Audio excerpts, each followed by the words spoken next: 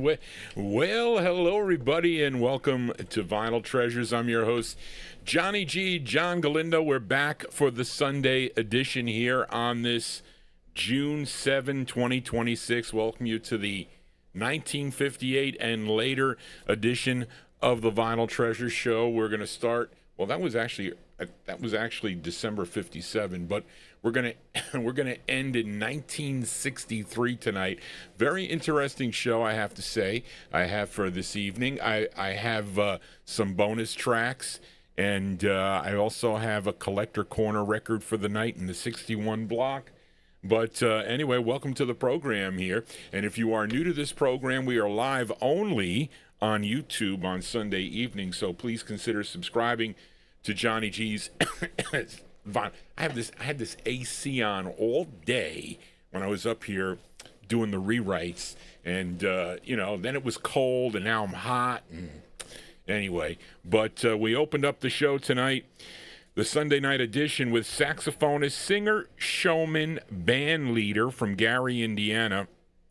That's Charles Chuck Higgins. Of course, he would relocate to Los Angeles, California around 1940 or so, and he signed with Jake Porter's Combo Records in December of 1951. In 53, he would record for Aladdin, then in 1954 for Specialty, and then in 55 for Dutone, but then Higgins would return back to Combo Records in 1957, so he would leave and then go back. How many times has that happened?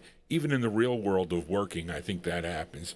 But he had a total of 14 releases on the Combo label. That was his 11th, and not one that's really well known. Okay, a song he wrote together with label owner Jake Porter from December 57. Chuck Higgins and Kubeon, Kubeon. What is that? I have no clue. But it's on Combo Records out of Los Angeles, California. Anyway, so that's it. That's our intro for this evening. So I'm opening up with a fast song, and I picked this record, usually the first vocal record of the night. Okay, so let's open up the vocal portion from 1958 as we go out to California, this time to Lou Bedell's Dore record label. Now, in 1958, this was a newly formed label. He named this label after his youngest son.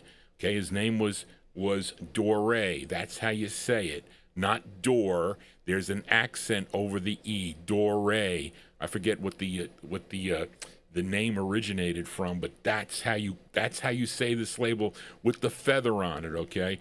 Now, he already was operating Era Records. That label was going on, but some of the early sides here on this Dore label, he didn't have any artists yet, really.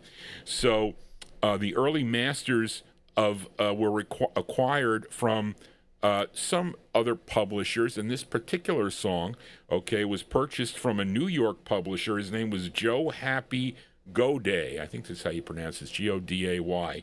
And the song was written by Lawrence 88 Keys, and he was a jazzy pianist and singer, first recording in the early 1940s, and the other writer was by the name of Van Dyke. His name was Van Dyke Story, and they used a group, okay, to record their songs, okay, and they did a session and this group did lots of session work in New York City back in the 1950s, backing up other artists like Laverne Baker and Ruth Brown, etc. But this group is really the Q's that recorded this. They just went into the studio and recorded this, okay? And Bedell purchased the masters and decided to call the group the Baritones. It was a made-up name, and they put this record out on Dore 501 from May 58. We open up the vocal portion with the Baritones, a.k.a. the Q's. It's called After School Rock. Here's our opener, the Baritone. Do be do be do do wop wah do be do wop wah do be do wop wah do be do wop wah do be do wop wah. Then it started. start doing the after-school rock. Come from school and Tony puts on the floor. Dance down to that candy store. Ask the man for a soda pop and they start doing the after-school rock. rock and roll in the Tuesday. Hear who plays that piccolo. Ask the man for a soda pop and they start doing the after-school rock. No, they never get tired of the latest dance they do. No, they never get tired. That's why I'm telling you. Now they talk to the Doty Business. Dance down to that candy store. Ask the man for a soda pop and they start doing the after-school rock. No, they never get tired of the latest dance they do. No, they never get tired. That's why I'm telling you. Now they come to the Doty Business. Dance down to that candy store. Ask the man for a soda pop and then they start doing the after-school rock. Then they start doing the after-school rock. Then they start doing the after-school rock. Then they start doing the after-school rock. Be-doo-be-doo-doo, wop-wah-doo. Be-doo-be-doo-doo, wop-wah-doo. Be-doo-be-doo-doo, wop-wah-doo. Be-doo-be-doo-doo, wop-wah-doo. Oh man, Johnny G getting caught right off the. It always happens. I try to see. Pretty soon, I'm not going to be. I'm not going to be able to say hello to all the people in the chat room. Is what's going to happen because I'm doing this and I'm doing that. And if I had somebody here to put the records on, that would be pretty cool. But anyway, there you go. The Baritones there, May 1958, release on the Dore record label. One, I think this Dory 501. Was there Dory 500? Dore 500. Here I am telling you what to say, and I'm calling it Dory. It's not. It's Dore. But anyway, there you go. Those are the Baritones. Let us continue here, and let's open up with the start with the requests here. So let's open it up here. First up is a request for listeners Frank and Jerry Gingaro in our YouTube chat room, and you all know this great group out of Gary, Indiana. They would sign with Vivian Carter's VJ Records up in Chicago back in 1953. They would have 20 releases for the VJ label through June of 1960. Now, Frank requested their 15th release, written by James Cochran. Now, he was the baritone of the group, and also the other writer on this was the lead singer of the group. His name is Pookie Hudson, and this is a request for Frank and Jerry Gingaro. We go to July of 1958. Here are the Spaniels on the VJ label. This is actually the B-side. It's called Here Is Why I Love You. The Great Spaniels for Frank and Jerry. Here you go. Do, do, do, do, do. Here is why I love you, love you. It may sound funny, but I love you. It may seem silly, but I need you. Oh, honest, I do.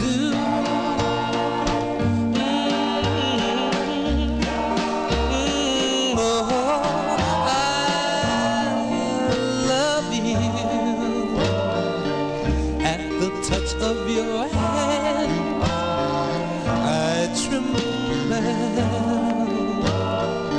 at the sound of your voice. I grow limber.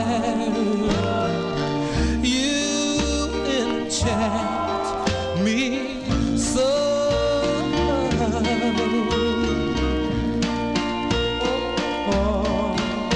For you are so hypnotizing, and you have captured my heart. Oh, and these words can't explain how I feel. For I will love you for now and evermore.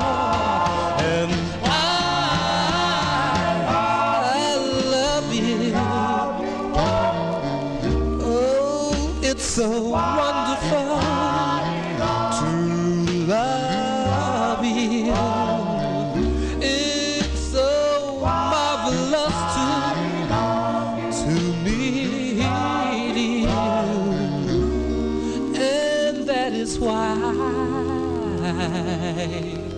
I do. And that is why I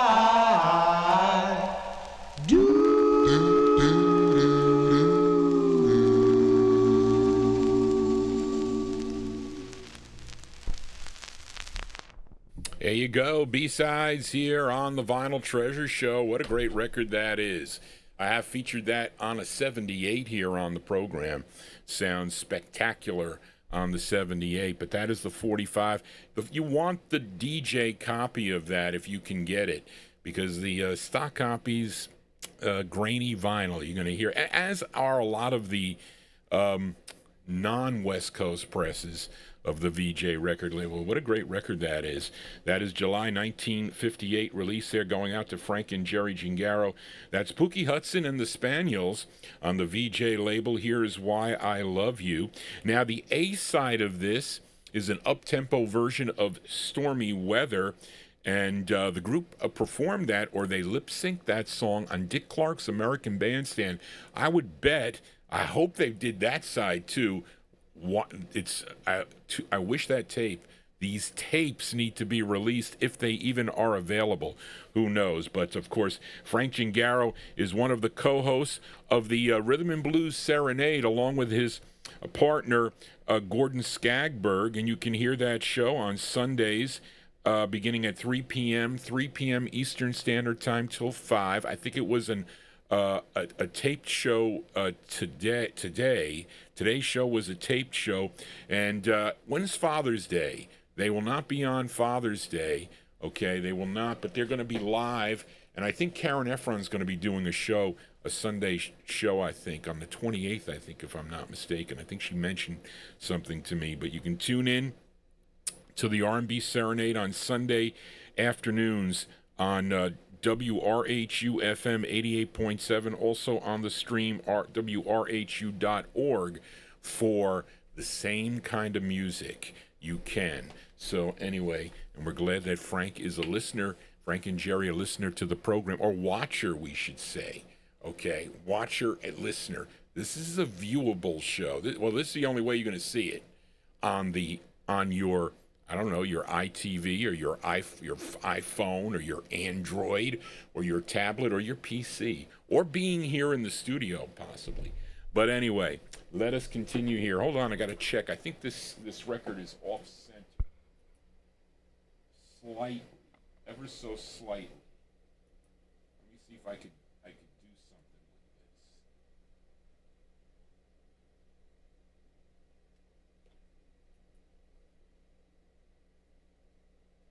this. Maybe I made it a little better. I don't know.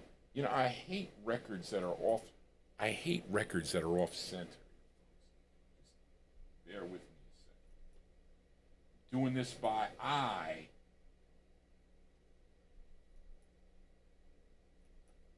I should just leave it. All right. We're not going to waste any more time here. I got a lot of records to do. But anyway, so let us continue here. We just heard from the Spaniels. A couple of weeks ago here on the broadcast, I played a request for listener Jack Saperstein, featured the debut single for this girl group, the Divorce. Okay, they were out of the Bronx, New York. They recorded for D-Tone Records, and the song was called Baby Doll. That was the ballad side. This quartet included Brenda Caro, Yvonne Denham, Estelle McWain, MCEWAIN. How do you pronounce that? And Paula Hutchinson. Now, it was Daryl Letts that requested the flip side of the 45. So, Daryl, where'd you hear this B-side here? Okay, because this side doesn't often get played. It's always the ballad side that gets played. This is with Cliff Driver and the orchestra from 1958. Girl group sound here, the Divorce, on D-Tone Records. Say D-Town. Did that the last time. And the song is called What We Are Not Anymore, but I hope I have some listening. It's called Teenager. Here you go, Daryl, for you. He may be short or he may be tall.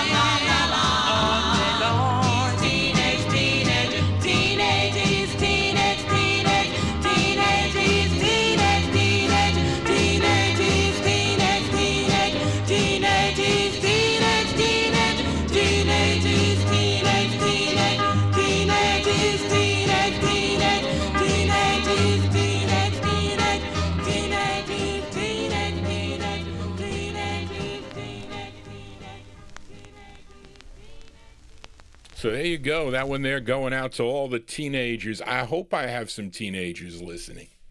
I do. Well, I used to, but they got a little bit older, though.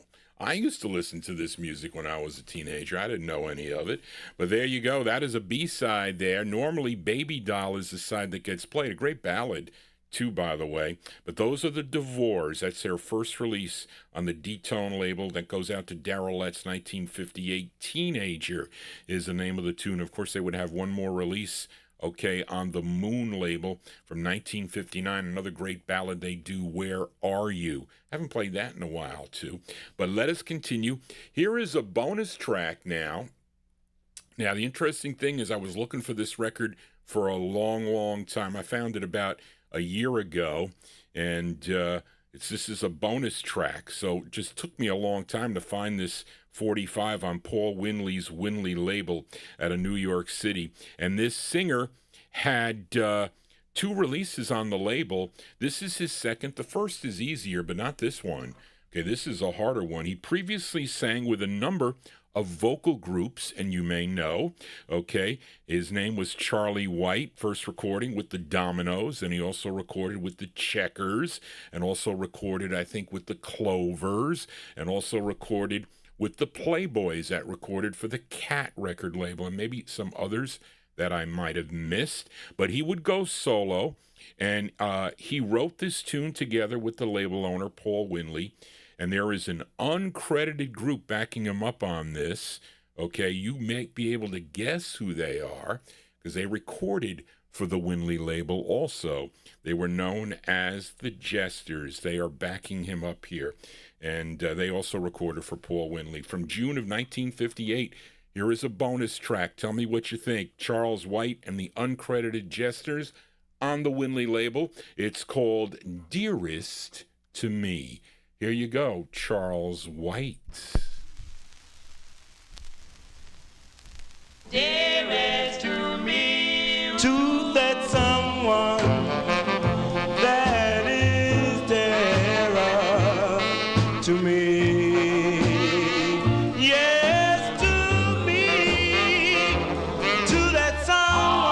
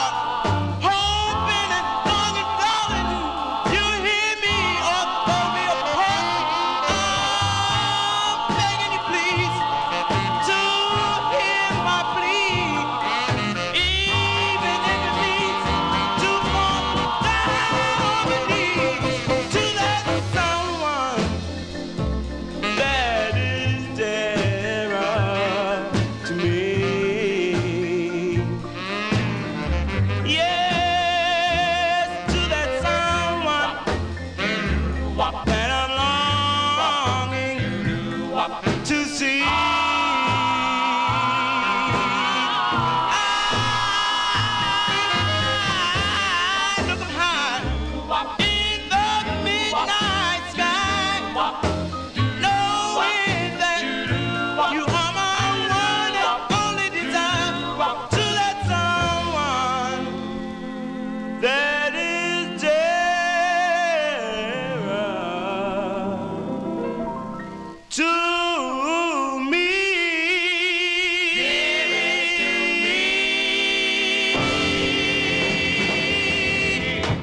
Okay, that's a bonus track, folks. That is Charlie White. Charlie White and the Uncredited Jesters, the Jesters that had all those cool tunes, I Laugh, Now That You're Gone. There are other ones too, The Wind. They are backing him up on that. June 1958, his second release for the Winley label. Dearest to Me is the name of the tune. You know what is dearest to Johnny G. My 45s are dearest to Johnny G. I want to welcome you to the Vinyl Treasure Show, those new listeners that are tuned in here to the program. And, well, we got some new listeners in. Listen, we want to welcome all the new listeners here to the program. This is the third show of the week. I'll be back on Wednesday with the Soul Show, so make sure you get your soul requests in. You can email me at vinyltreasures@aol.com. I messed up on someone... I forget the name, but he asked me a question about my turntables. You know, remember when I was talking about where I bought my turntables, Sam Ash? Well, he was asking me about that, and then I didn't see below it he had 2 requests. So I would have been able to get one here on the show. I apologize for that. And you know who I'm talking about. You know who I'm talking to. You're listening here to the program. But anyway, let us continue here. And let's fill a request now for Davy Hecht in Vermont. Okay, as it's Frankie Lyman's little brother, and that is Louis Lyman, and with his group called the Teen Chords, and they began recording for Bobby Robinson's Fury Records. That was December of 1956, and then in 1957, Bobby Robinson would sell some masters to George Gollner. Okay, of course, George Gollner, he owned the Rama, the G, and the End label, among other labels he was partners with, but he would issue 2 singles on N Records. You may know those songs. Too Young, I think, was one of them, and then the other one, that was in September 57, and then in December that year, a song, Tell Me Love. I think that was the A-side, maybe the answer tune to Why Do Fools Fall in Love, if I got it right. But then he would have one more release that Gollner would put out, 2 other masters that were sold, and he released it on his Juanita label. And this song was originally done by the Charts. Joe Greer and the Charts did this tune first in 1957, a tune written by Les Cooper, and this is by request for Davy Hecht in Vermont from October 1958. That's the release date. Louis Lyman and the Teen Chords on Juanita Records, and their rendition of the tune, Dance Girl. Here you go, Davey, for you. Oh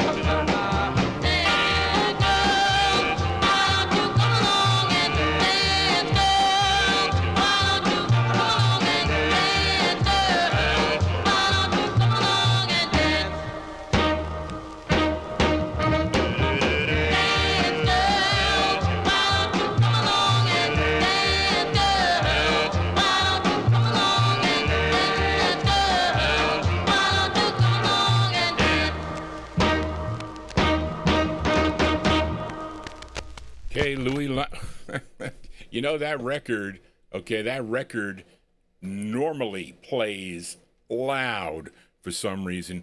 You know, George Goldner, with a lot of his releases, and you may notice it, I definitely notice it on some of the G's, not so much on the Ramas, but definitely the G's and the Gawns and the N's. At some stages of the song, the volume goes up, and then you have to lower it down. Now, I think he does that intentionally.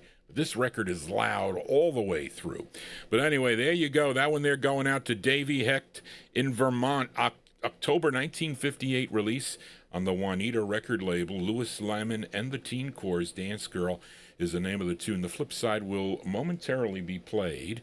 So stay tuned for that. I'm going to send it out to Mark Langdale. But in between this, we're going to fill a request now for listener L.A. Arch. And you all know this singer, born Richard Stephen Valenzuela. Okay, he was born on May 13th, 1941 in, if I say this right, folks, you California people, let me know if I say this right. Is it Pacoima? Is it Pacoima, California? Did I say that right? I'm looking in the chat room if that is correct. Okay, I think that's in the San Fernando Valley, okay, region of Los Angeles, California. Did I say that right, folks? I hope so. Now, both his parents, okay, Richie's parents, were of Mexican descent, having immigrated to the U.S.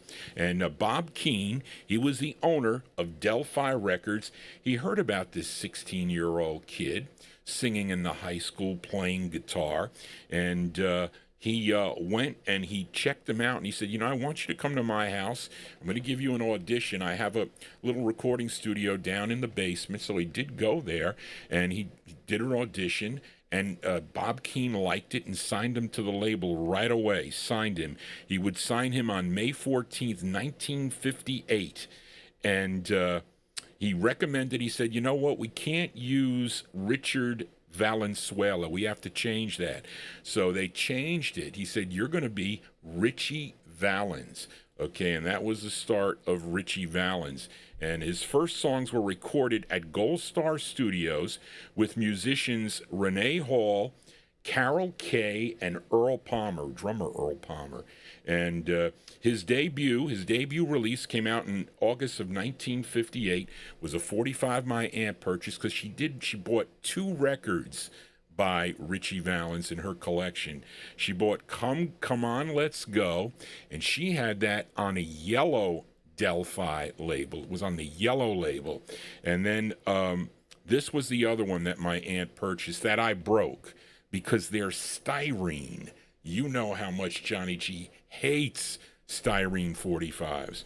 Okay, but anyway, so she purchased this, and of course she purchased that in his follow-up, which happened to be his biggest hit, of course, and it's a request for L.A. Arch. It's a tune written by Richie, a song about his girlfriend. Her name was Donna Ludwig. So this came out in November of 1958. It was released. This is Richie Valens. This is a hit here. I was kind of worried to play this, but I did check it out. It should be okay. This is Richie Valens on the Delphi label. I'm sure some of you heard this when it came out. And the song is called Donna. This is going out to L.A. Arch. Here you go, Arch, for you. Oh, Donna, oh, Donna, oh, Donna, oh, Donna. I had a girl, Donna was her name.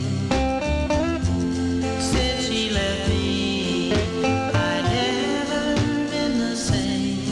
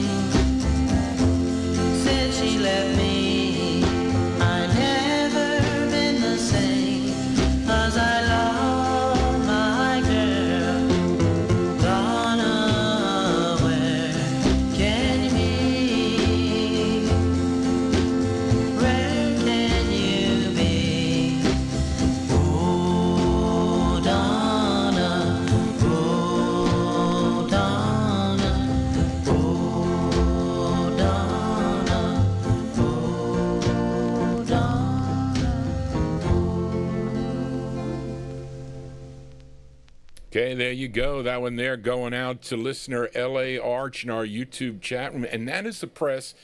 Well, there, of course, this was a million seller, this record. Was a million seller for Delphi Records and Bob Keane. So there are many variations of this record. I even had more downstairs, I did. So look at this color. What is this color? It's like an aqua color. Okay, of this record. Of course, the green is the one. So my aunt remembers, she goes, "You broke that record on me, Johnny. It was a green label." And that's how it was. Let me see, I have it. Then you can get a vinyl copy of this. This is the vinyl press, but this one is played. Of course, you can get the other press. This is another press that comes out this way. Okay, so, and there's many variations about it. And then, okay, so what happened was,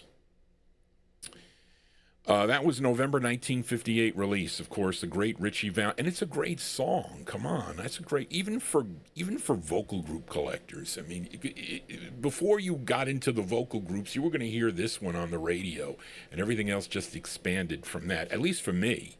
Okay, that is Ritchie Valens on the Delphi label, a song he wrote. Donna was the name of the tune. And this record sold over 1 million copies, and it actually forced him to quit school because he was in demand. He was performing this. He went on American Bandstand. He went on all these shows. He did all these concerts all over the United States, so he couldn't go to school. I don't know if his parents were too happy about that, but he couldn't go to school, so he dropped out of high school and was traveling the country promoting his records. And, of course, it was unfortunate while he was on that winter dance party tour, okay, after a performance at Clear Lake, Iowa, that his life would tragically be over. And that was on February 3rd, 1959, as Ritchie the Big Bopper, that was J.P. Richardson, and Buddy Holly, they all died in that awful plane crash. And some people say that's the day the music died, is what they did, but it was a very tragic thing. I think it affected a bunch. All the teenagers were like, it kind of affects you because you're so used to hearing these records being played there a lot. That day, these records you heard earlier in the day, and now the singers are gone. But they came out with a whole bunch of a memorial. This is a cool this is an EP. Okay, they came out with an EP of Ritchie, and they put it on it's the gold standard. It was like a gold standard thing. I have some the other singles also with picture sleeves too. I have them downstairs. I didn't bring them up, but this is it's on these are the stock copies. Okay, and it says it's got limited series, Valens Memorial Series. This is side one on this one was Bluebird. These were songs he really liked. Bluebirds Over the Mountain, Come On, Let's Go. And the other side is something called High Tone, and then Donna, of course. I was contemplating, should I play this? But that had the better sound. And then all the singles after that came out on the limited series. Wait to put this back. But so this is a cool record. I like That's My Little Susie. I think is a cool record he does, and this is a cool tune. Cry, Cry, Cry is a song. And my other aunt, okay. She had the LPs, so she would play the LPs, and she had the Ritchie Valens LPs, and there was a song she really liked on there called Ooh My Head. That Led Zeppelin covered that record. It was funny.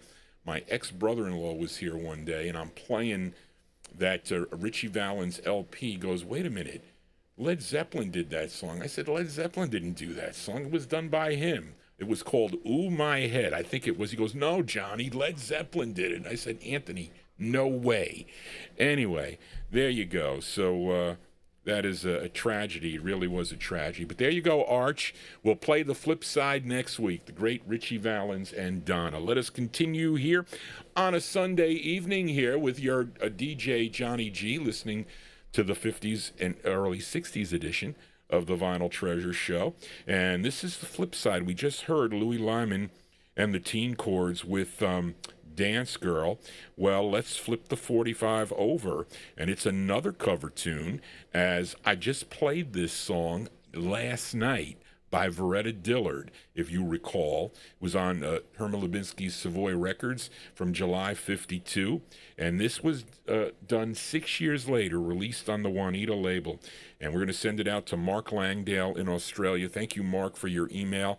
This is from October 58. This is the flip side of Dance Girl, and I showed you the green vinyl copy, same stampers, but this was, I think, issued sometime in the early 1960s. I think that's when this came out. Somebody could correct me. Bill Olb, if you know any info, let me know. October 58, Louis Lyman and the Teen Chords on Juanita Records for Mark Langdale in Australia. It's called Them Their Eyes. Here we go, folks.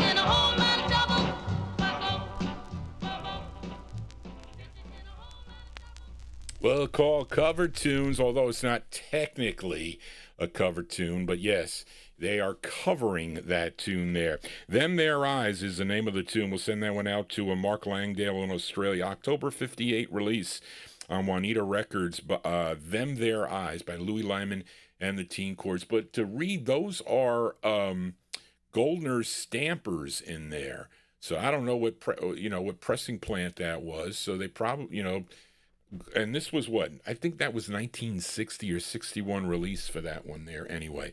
But let us continue here. Let's fill a request now for listener David Vilma in our YouTube chat room, as he requested the Coasters. And this was the group's 7th release for the Atco record label. And they recorded this in New York City on March 17th of 1958. Now, the A side of this record was a big hit for the group. It was called Yakety Yak, which, like I said, folks, that is a novelty tune, and listen, don't take it personally, but it's not my favorite, the tunes. But the flip side, and Delwood Jeff, you were saying that you preferred the Yakety Yak side to this side. I don't think there is a well, maybe for group harmony collectors it's different. But anyway, Yakety Yak was the big hit for this group, okay? And they recorded this at the session on March 17th, 1958, along with Three Cool Cats. Now, that was the B-side to their very next release, which was, again, a novelty tune called Charlie Brown. But I think Three Cool Cats is a cool record. Again, a B-side. And then another song they did was, and I'm not fond of this one, it was called Stew Ball. And they used that as a B-side later on, 1960, and it was the B-side to Wake Me, Shake Me. And then this was the other tune that they recorded, which starts off with the bass lead of Will Dub Jones, and then the vocal comes in, and that is Cornell Gunter. He was a member of this group at this time, comes in to sing. And the other members at this session were Carl Gardner and Billy Guy. And also at the session, it's King Curtis on the sax, great sax here, and Adolph Jacobs, he's on the guitar. Anyway, by request for David Vielma in our YouTube chat room, here are the Coasters, released in April of 1958 on the Atco label, and their rendition of the tune Zing Went the Strings of My Heart. Here you go, David, for you.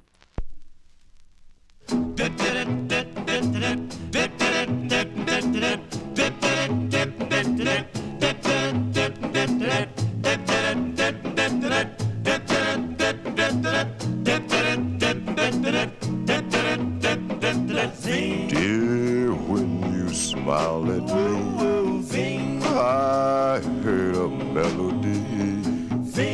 It haunted me from the start. Something inside of me started a symphony. Sing with the strings of my heart.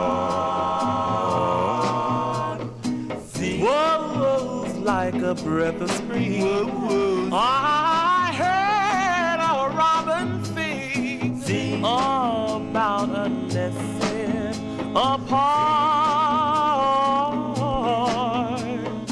All nature seemed to be in the perfect harmony. Sing with the strings of my heart.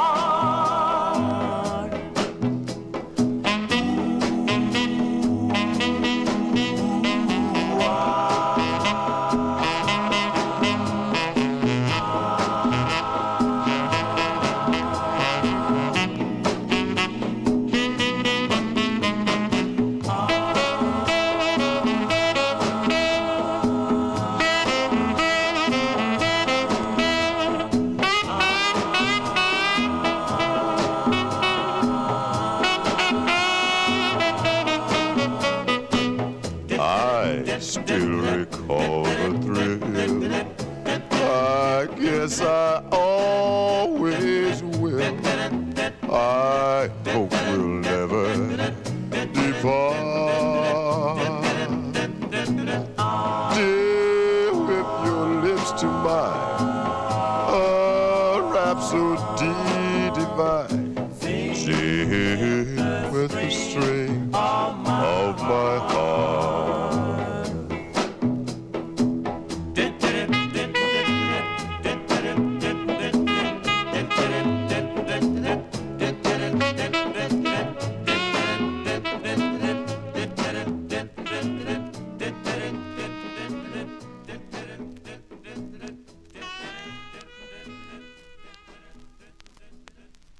Okay, B-sides here on the Vinyltreasure Show. There you go. That is the flip side of Yakety Yak, song entitled Zing Went the Strings of My Heart, April 58 release. The great Coasters there, and the bass lead there of Will Dub Jones, and also that is Cornell Gunter. Cornell Gunter on the lead. Johnny G is your lead DJ here on a Sunday evening, so thank you all for being here, and please consider subscribing to Johnny G's YouTube page as we go upward and onward to 5,000 subscribers. That's the goal here. I will get, maybe they give me something else.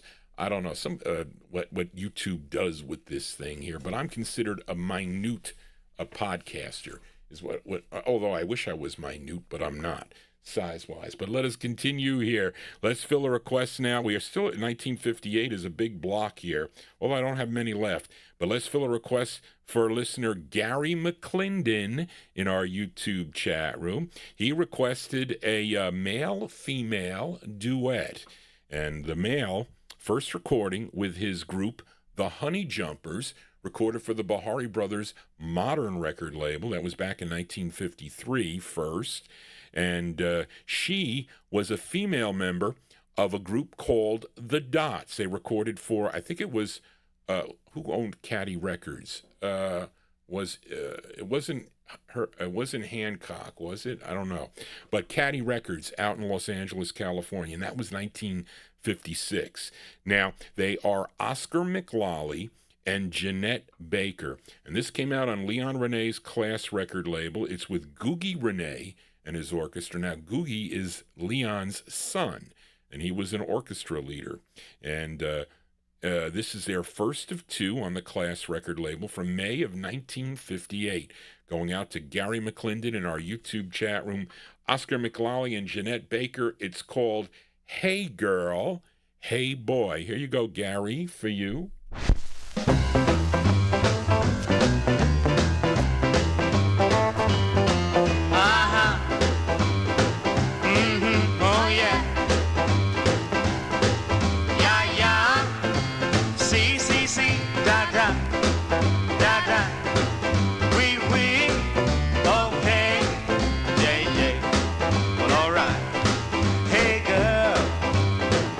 Sure look fine. Hey boy, Yeah. you're fine as wine. Let's get together, baby. Let me come see you sometime. Hey girl, come on, let's dance. Hey boy, Yeah. I'll take a chance. A little soft music and a kiss could bring romance. I look in your eyes and my knees get weak. When you're in my arms, I can hardly speak. I hear crazy music when you call my name. Baby, baby, baby, do you feel the same? Hey girl, hey, what's the score? Hey boy, Yeah, yeah. you ought to know. Now we're going steady and I'll never, never let you go.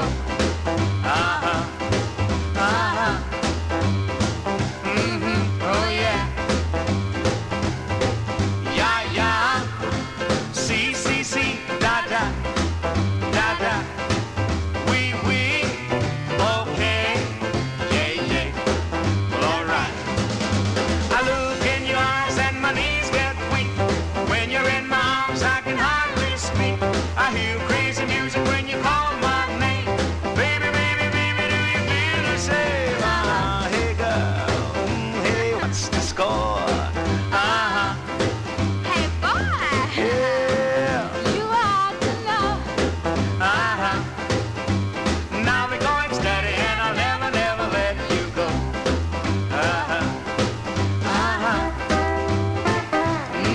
Oh yeah. Yeah, yeah. See, see, see. Da, da. Da, da. Oui, oui. Okay. Yeah, yeah. All right. Okay, there you go. May 1958 release there for Oscar McLawley and Jeanette Baker. Now, he was already older here. He might have been a little older than her, I would say. But that's their first of two on the Class record label out of California. Hey Girl, Hey Boy is the name of the tune. And she would record, she has other releases with other duets also, I think she does. And some single artist things, if I'm not mistaken. Anyway, you know, if you're those of you that are new to this program wondering how I do this show, this is just the weekend show. I play the records by year. So what did we start with last night? We started with 1951, I think. I think it was 51. And we ended in 1957. So we pick it up from 1958. And I think we're ending in 63 on the Laurie label tonight. Two closers on the Laurie label for tonight.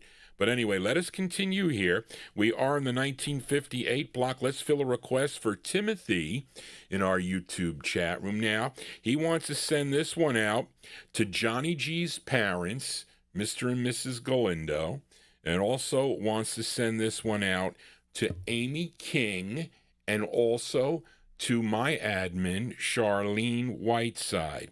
Of course, this singer He hails from Indianapolis, Indiana. His real name was, I think it was Ronald Heggie, or it's Hege. How do you pronounce that? Hedge or Hedgie? I don't know. But he would shorten it to make it something easy for me. Ronnie Haig, Haig. And this is his debut single. Came out on, well, I'm featuring it on the first press. I showed you those other two presses as they, this is on Jerry Herman's Note label. This is the same label that the students recorded I'm So Young and Every Day of the Week. Okay. And he would have two on this Note record label, and both would get picked up by ABC Paramount for national distribution. Okay, and let's see. There is an uncredited vocal group backing him up on this. They were known as the Five Stars, and they also recorded for the Note label, and I think their records were picked up by Dick Clark's Hunt label. I'm just calling it that. But anyway, this is from March of 1958 by request for Timothy. Here is Ronnie Haig and the uncredited Five Stars on Note Records. It's called Traveler of Love. Here you go, Timothy, for you.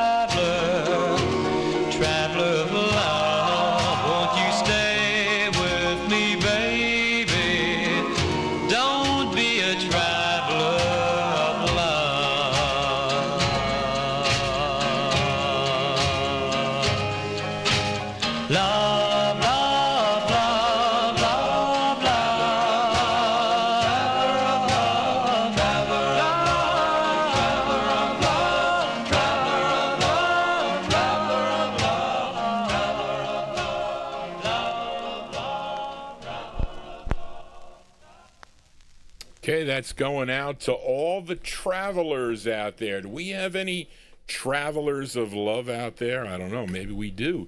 But there you go. That one there going out to a listener, Timothy.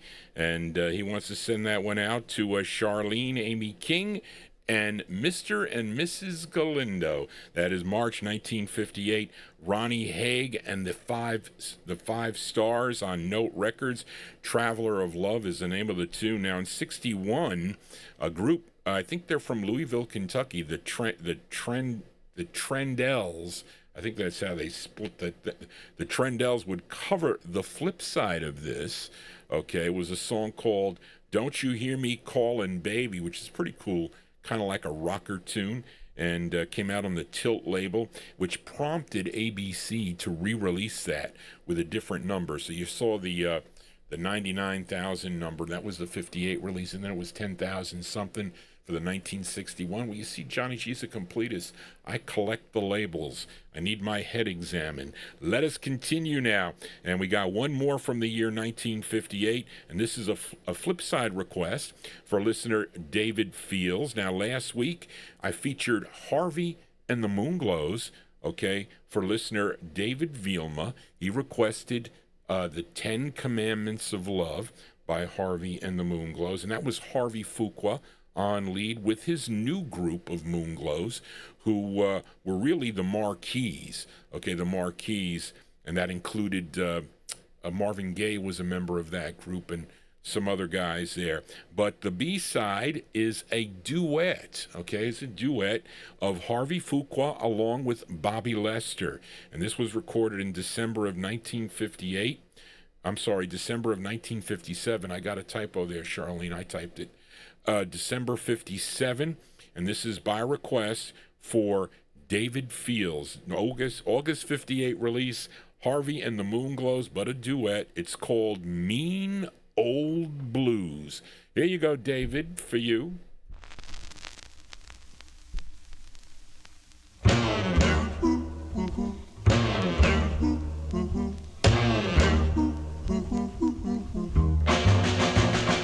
Sometimes I'm good, sometimes I'm bad, sometimes I'm happy, sometimes I'm sad.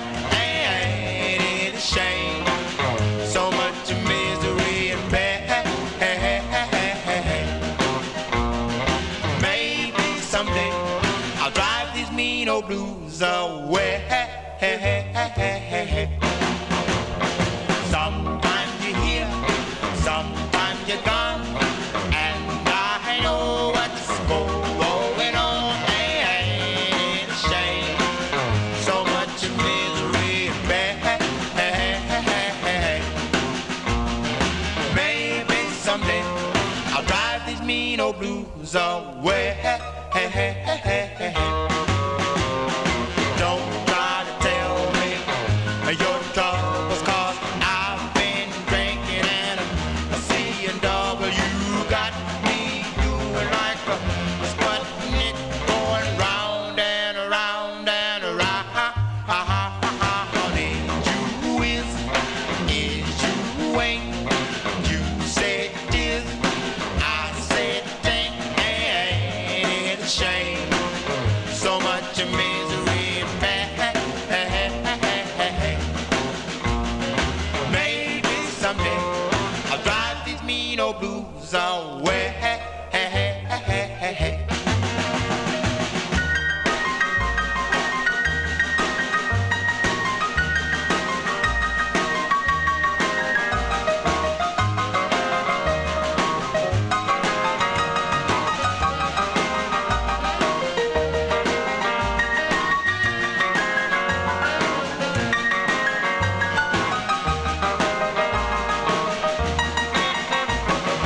Don't try to tell me your troubles, 'cause I've been drinking and I'm seeing double. You got me doing like a Sputnik going round and around and around. Is you ain't. You said this, I said think. Ain't it a shame? So much misery and pain. Maybe someday I'll drive these mean old blues away. Maybe someday I'll drive these mean old blues away.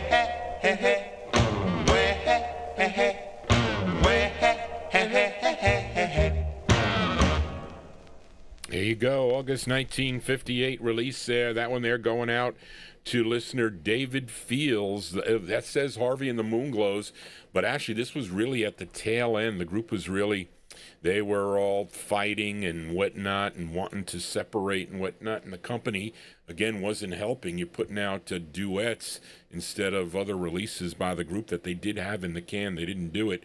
But anyway, that's Harvey and the Moonglows' Mean Old Blues on Leonard Chess's Chess record label out of Chicago.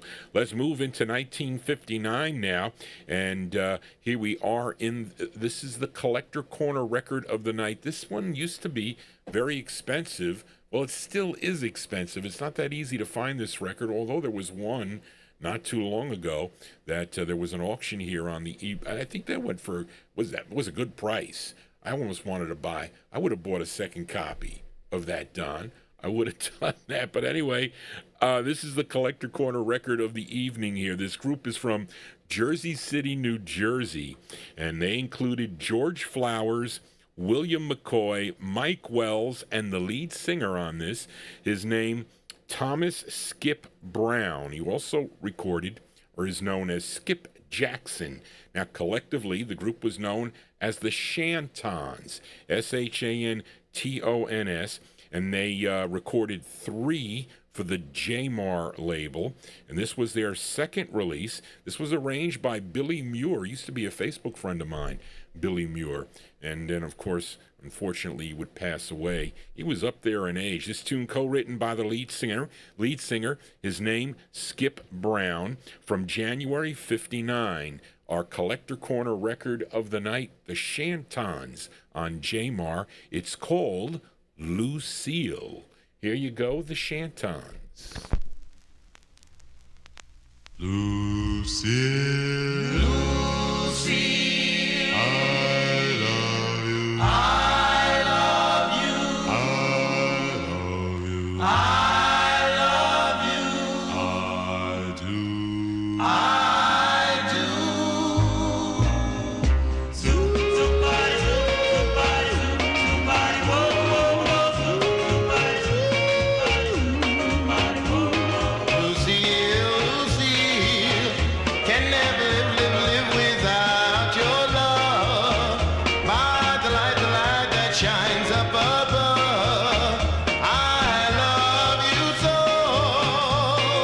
I love you so.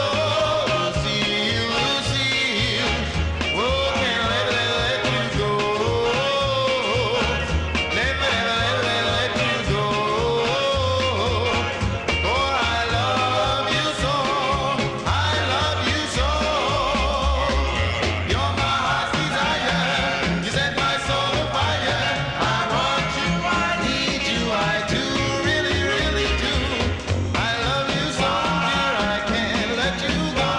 Please say you want me to, want me to. Lucille, Lucille, can never live without your love. By the light that shines up above. I love you so. I love you so. Well, you're my heart's desire. You set my soul afire. I want you, I need you, I do, really, really do. I love you so, dear, I can't let you go. Please say you want me to, well, want me to. Lucille, Lucille, can never live without your love. By the light that shines up above. I love you so. I love you so.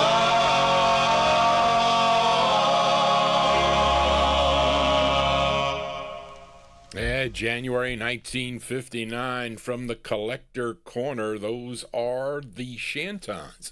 The Shantons, their first release was a song called Triangle Love, which is a good tune that they do. And that was their second. And their third is a Christmas song. They do nice, both sides of that record is pretty nice that they do the Christmas tune. But anyway, that is called Lucille. That's on the Jamar record label, their second release. And let's see, they also recorded for the PAM label, PAM Records, in 1960 as Skip Brown and the Shantons. And then later on, kind of a soulful sound in 1969 on the Dotmar label. Johnny G here. I don't think I have any Dot records for tonight. No, I don't. But I have other labels. You saw the Owl label. Very observant crowd I have here. And we fill a request now for listener David Milford, and say hello to David and his wife tuned into the program tonight. Now, this song that David requested did not see the light of day until a 1962 LP came out on B. Caslin's Hull label. It was called Your Favorite Singing Groups was the name of the LP, which I do have. I probably should have played it off the LP, but I don't know where I put it. I don't know where my LPs are. I think they're in my closet, on the bottom of the closet. Like I have a cedar wood closet. So I should throw all the suits out. Johnny G is done with his suit days. So on the bottom, I guess I could fit 2 rows of LPs and some in the middle. So they're all in there, I think. But anyway, it was on that LP, Your Favorite Singing Groups, which is not an easy LP to find on the original now. Okay, but there were a few tracks on that LP that were not on 45 until 1974, when I think he was a collector. I know he was a dealer because I used to buy 45s from Tom Trabosky, and he created this label. It was called Owl Records, okay? And I used to purchase records from Tom many, many years ago. He has unfortunately since passed away, but he put out a number of Owl 45s, and they were taken off of LPs, like the Spaniels come to mind, the Cadets, the Jacks, a bunch of them there, and they're all different colors. They were made to look like the original 45s, you know, of whatever they record, whatever label they recorded for. Now this one, why this is yellow, I don't know why, but anyway, because it doesn't make sense. It should have been on a black label, I think. But this one here, okay, says the Pastels. Now it definitely features, okay, DeFosco D. Irvin, or D. Irwin or Irwin later on, as he recorded on the vocals. He co-wrote this tune, and the chorus in the background, if you're familiar with the song, one of my favorites by the group called So Far Away, okay, that chorus in the background, well, they're here singing behind him on this. And that So Far Away came out in, October 58? So I put this probably around that time period. I put it in the 59 block because that's where I stuck it. But actually, this 45 came out in 1974. So by request for David Milford, it says the Pastels, but it's D. Irvin on Owl Records. It's called Oh Me, Oh My. Here you go, David, for you.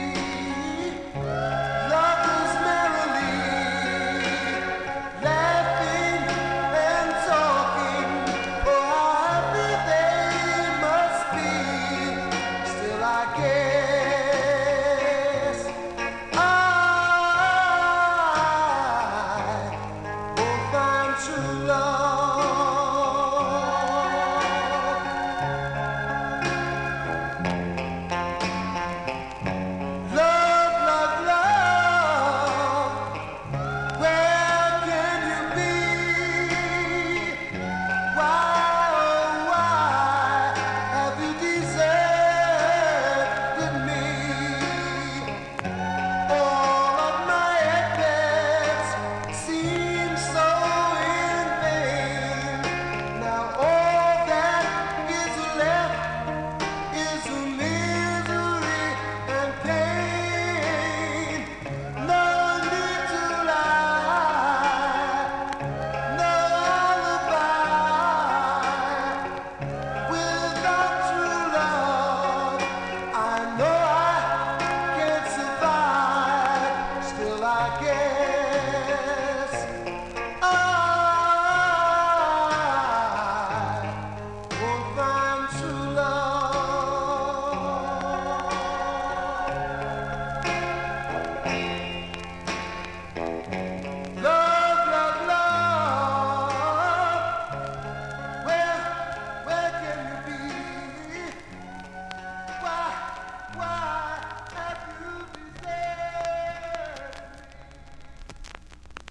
Okay, there you go. Big D Irwin, or Irvin, I guess we can call him on that. Of course, he was the lead singer of the Pastels. That's why they called that the Pastels, but there's a chorus in the background. And Reed agrees with me, sounding so much like So Far Away.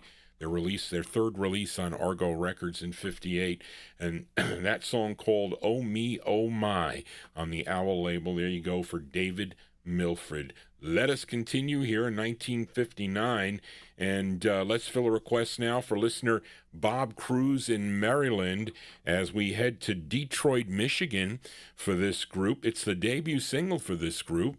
They were on Robert West's Contour label. Of course, Robert West went on into the soul vein. I play a lot of his labels on this Wednesday night show.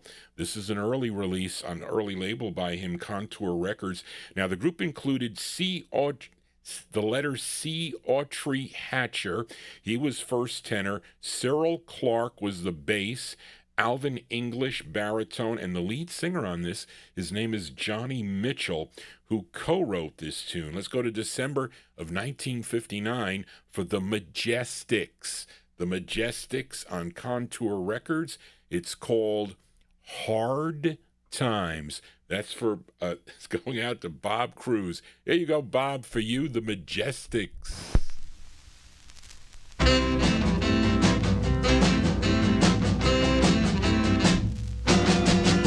Times is hard and I can't get a job. Hard times, hard times, Times so hard I don't know where to start.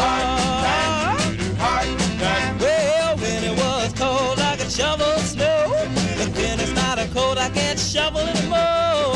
Times is hard. What? Oh, don't you know? Hey, hey, hey.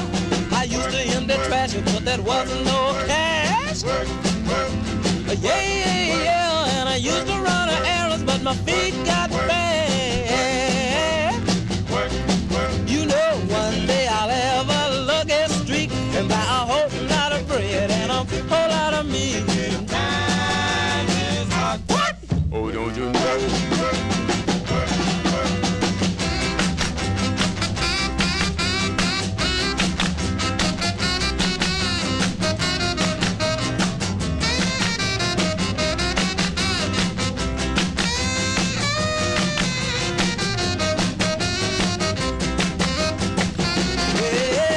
Working hard, thinking about my man. I'm hopping and I'm bobbing, children ashes away. When I was finished, he rolled his eyes and said, "You He say, said, yeah, boy, you better be on your way." Thinking what I should do. but I changed my mind, cause he was 6'2". Remember how David killed Goliath with the Oh, stone? but my name ain't David, so I'm cutting out home to go down. Times is harder, so harder, don't you? Oh, live harder, don't you? Oh, oh, I wanna work.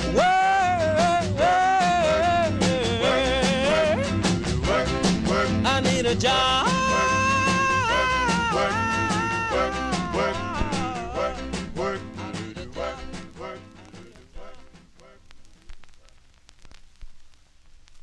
Johnny G messing up here big time. I want to say hello to somebody in there, and I thought I lost all my screens. But there you go, that one there. I collect that label. Reed, do you collect that label out of Detroit? I do. That is on the Contour record label. That's Robert West's Contour label. Those are the Majestics. That one released in December of 1959. Song entitled Hard Times.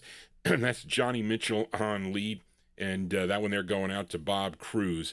Now, the group would later record for Chex Records. That was like 1962, 1963. If I get to it, I have a bonus track by them in the 1962 block. Let us continue here. And here's a bonus record in the 1959 block. And it's a flip side from last Sunday night, as it was, I played Pilea and Alvin, and that was Pilea DeSantos and Pee Wee Parham, and that was last week for Mike Sape. He requested that tune. It was called Darling Be Mine. That was on Don Barksdale's Jody record label out of Oakland, California. But let's give a listen to the flip side before it goes back down in the No Humidity Basement. It's a ballad, and there is a girl group backing Pilea DeSantos back. Now, Pilea DeSantos, her real name was Pilea Ballatin, a.k.a. Pilea DeSantos, a.k.a. Sugar Pie DeSanto. And you hear her a lot on my soul show. But here she is from June of 59, okay, on the Jody label. And her tune is called, and this is a wish she had, If I Had a Wishing Well, a bonus track by Pilea DeSantos. Here you go.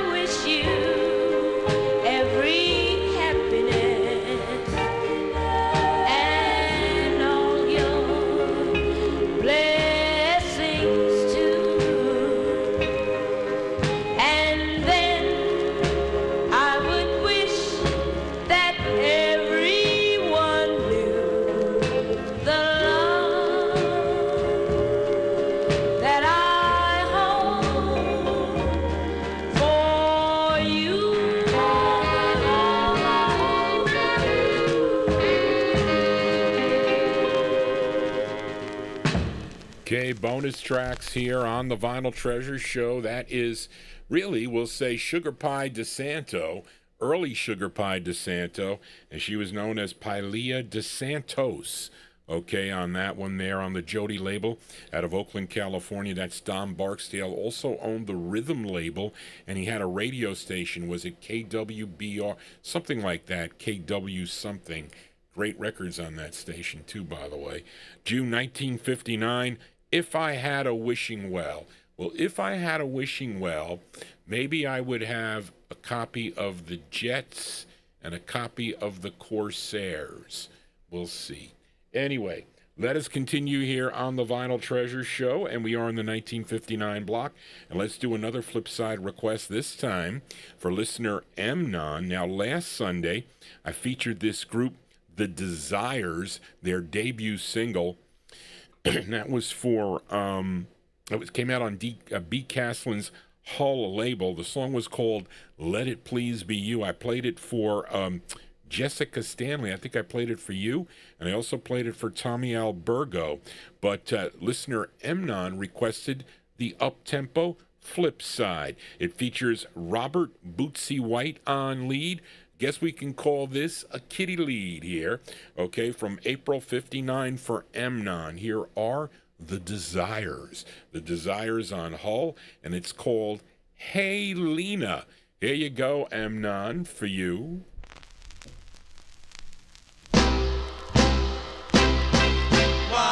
Hey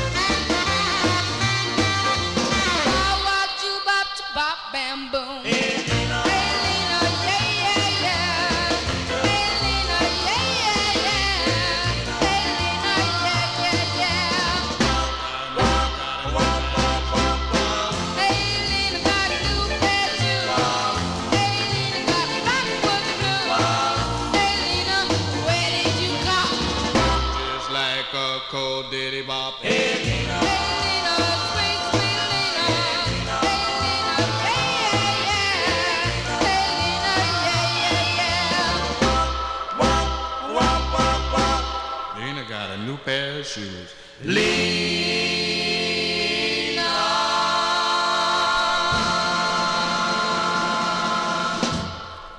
B-sides here on the Vinyltreasure show. There you go. That one there going out to listener Amnon. Those are the Desires. That is the B-side to Let It Please Be You. Song entitled Hey Lena, April 1959 release there. That is Robert Bootsy White on lead. That's on Hull Records. Kind of a little bit like, talking about shoes, you know, Bobby Freeman, okay, does a song called Betty Lou Got a New Pair of Shoes, which is actually a cool rockin' tune, is the name of that, with Billy Muir on guitar on that one. And, well, my aunt had Do You Want to Dance by Bobby Freeman. That was a big record that she used to listen to the radio, you know, folks, all the different stations. So she had vocal groups and, you know, rock and roll in her collection and whatnot. But anyway, there you go. And speaking of shoes, you know, John, I thought I was... You know, I had to go up and in because my feet swell, you know, if I sit too long. So I had to go from a size 14 to a size 15. I had to get a size 15 sneaker. Are you kidding? I remember at one time I couldn't find a dress shoe at all. I was stuck with penny loafers to go to my graduation, 1976. They didn't have big shoes, okay, but I did find wingtips eventually, okay, that I wore to work. Anyway, but they were expensive. Lots of leather from those cows to manufacture those big shoes. Anyway, Johnny G talking about shoes here. Let us continue here. Let's fill a request. New listener last night. I got your email, Joe O, and your request. And he asked for this Canadian singer, songwriter, and band leader, born in Huntsville, Arkansas originally, and cousin to Dale Hawkins, and his nicknamed The Hawk. So he named his band The Hawks, okay? And he had 11 releases on Morris Levy's Roulette record label between May of 1959 and June of 1963. And this is his second release and his biggest hit, and a song he co-wrote with Jacqueline McGill. You know who Jacqueline McGill is? Okay. Well, Jacqueline McGill. Is that right, Charlene? Hold on a second. Yeah, it is. Jacqueline McGill was an alias for Morris Levy. You don't want to mess. You don't want to mess with Morris Levy. But anyway, this features Levon Helm on drums. But I thought, didn't young Jesse do this record? Am I not? Somebody correct me if I'm wrong. I could be going out of my mind. But anyways, from August of 59, it's Ronnie Hawkins and the Hawks on Roulette Records. I know you know this record, Larry Neal. It's called Mary Lou. Here you go. This is for new listener Joe O. Here you go, Joe O, for you. I'm going to tell you a story about a Mary Lou. I mean the kind of a woman make a fool of you. She make a young man groan and an old man pain. The way she took my money was a crying shame. Mary Lou, Mary Lou. She took my diamond ring. Mary Lou, Mary Lou. She took my watch and chain. Mary Lou. She took the keys to my Cadillac car. Jumped in my kitty and she drove afar. Left me stranded in a Kalamazoo, making her a fortune off a fool like you. She got her a rich man, had a dozen kids, drove that cat until he flipped his lid. Mary Lou, Mary Lou. She took my diamond ring. Mary Lou, Mary Lou. She took my watch and chain. Mary Lou. She took the keys to my Cadillac car, jumped in my kitty and she drove afar.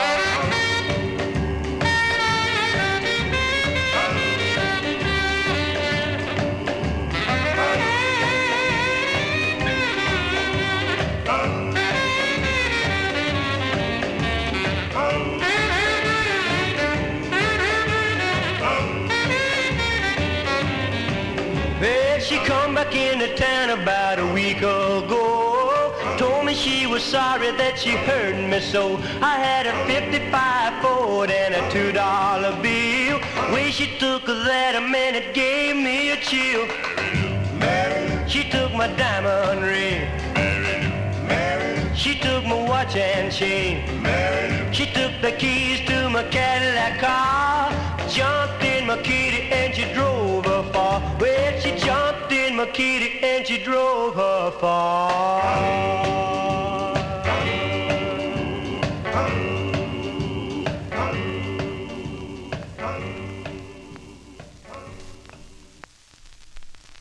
Okay, there you go. That one there going out to a new listener. Hold on a second, folks. Let me get to my thing there. New listener. I lost my place. Yes, Joe O. And that is Ronnie Hawkins and the Hawks, August 1959 release. That's Morris Levy's Roulette record label. I knew this record was done by, as thank you, Reed, Obadiah Jesse. Okay, recorded as young. Jesse was also a member of vocal groups out on the West Coast. But you see, it's okay. It's not okay for you to take Morris Levy's songs, okay, because he'll come and he'll put a bullet through your head, okay? Well, he's gone now, unfortunately. But here he is doing it to other labels, okay? But I see Reed, they probably came after him anyway and forced him to change it. But I don't know what was... I'm going to check this one. What did this one say?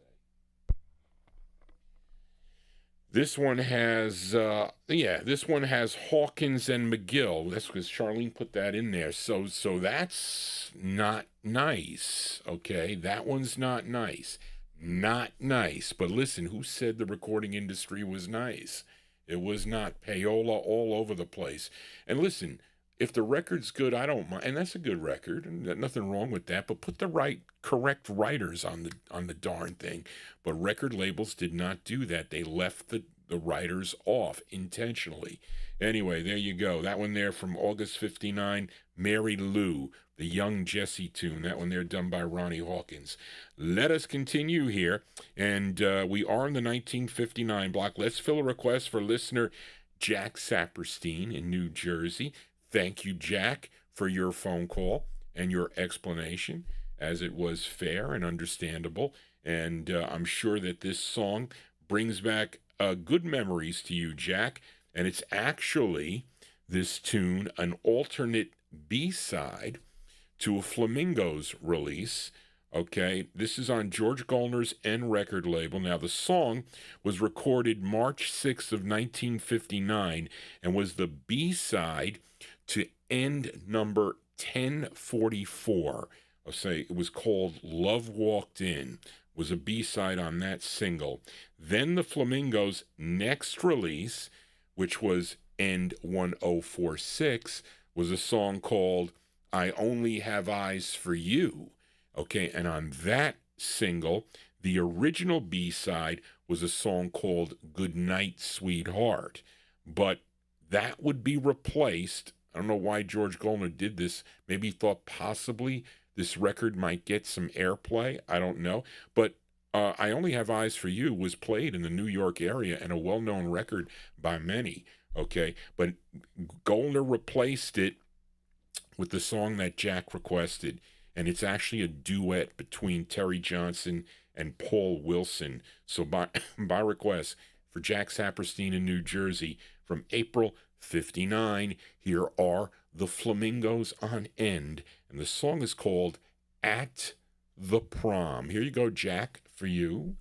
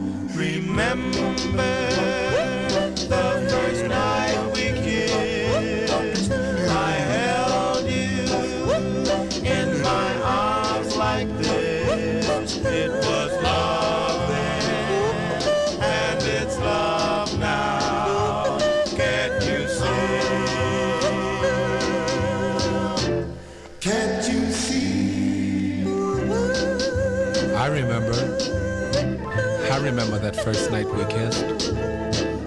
When I held you closely in my arms and I kissed your burning lips. It was love then, and it's love now. Oh my darling, can't you see? Tell me, can't you see?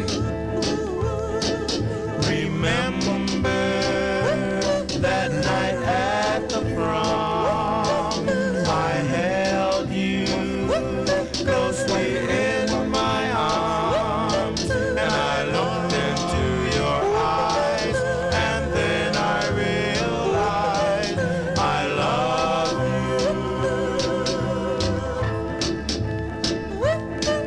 I love you.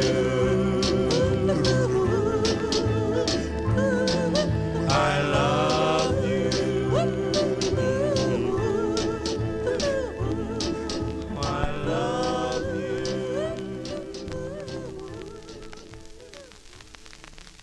Okay, there you go. That one there going out to listener Jack Saperstein. The Flamingos there. The Flamingos with the alternate B-side to I Only Have Eyes for You. That was called At the Prom from April 59 on N Records. Now, Big Dave Swinger, you said definitely I Only Have Eyes for You is not the Real Gone Publishing. Okay, that is, that song goes way back. Okay, but this one is, so this is Real Gone, and so was Goodnight Sweetheart. So that throws the publishing thing out. So there had to be another reason why that he changed that to this, to At the Prom. Now, it's a faster record. Maybe he didn't want A Goodnight Sweetheart is a slow song, and maybe he didn't want two slow songs and any B-side possible that it would be. He was a master when it came to that stuff. We're talking about George Golner. But anyway, there you go for Jack Saperstein, the Flamingos there, April 59. At the Prom is the name of the tune. I did not go to my prom. Okay, I did not do that. I don't know, I'm sure many of you in the chat room or tuned into this program went to your prom. Now, am I sorry? Probably not sorry, okay? But maybe if it was today, me and Barbara would go to the prom today, maybe.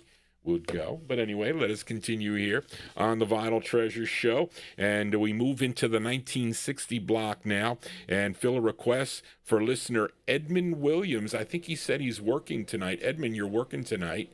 Say hello to everybody there in your surrounding area as the beginnings of this group, okay, from Harlem, New York. Of course, they date back to 1954, and in their heyday, they were very popular here in the New York area, actually up and down the East Coast. I don't know if they, maybe out in California with Speedo might have been the record that got out there. I don't know if all their records got out there, possibly, but they recorded for Jerry Blaine's Josie record label, and then later on, as happens in a lot of groups, there's turmoil within, and there's infighting and whatnot. People want to be the leader, they break up and whatever, and that kind of happened with this group. Eventually it did. So when the members, some of the members came and went, and at one time there were two recording groups, the original Cadillacs and the Cadillacs. So there was a lot of infighting within this group, as there is amongst siblings too. Okay, I've had my share. And I'm the older brother too, by the way. Okay, but Earl Carroll, okay, the original lead of the group, he wanted to continue recording, and so he formed a new Caddies group, a new Cadillac group, okay, is what he did. So he got together with Roland Martinez. Now, he was a member, or a previous member of the Vocaliers and also of the Solitaires, Kirk Davis and Ronnie Bright. He was the bass. And, of course, Ronnie Bright was the bass of the Valentines, one of my favorite groups. And he was also the bass, if you know a song called Mr. Bassman by Johnny Cymbal. That guy on the bass is Ronnie Bright. That's him. But that would come after this, because this releases in February of 1960. And so with Earl's new group, they recorded as Speedo and the Cadillacs, because he was known as Earl Speedo Carroll because of that hit. okay, and recorded this beautiful song that really was George Doowop Tompkins that turned me on to this record here. And it's a request for listener Edmund Williams, written by the new group member Kirk Davis, again with Earl Carroll on lead from February 1960 on the Josie label. Here is Speedo and the Cadillacs. It's called Tell Me Today. Here you go, Edmund, for you, the Speedo and the Cadillacs.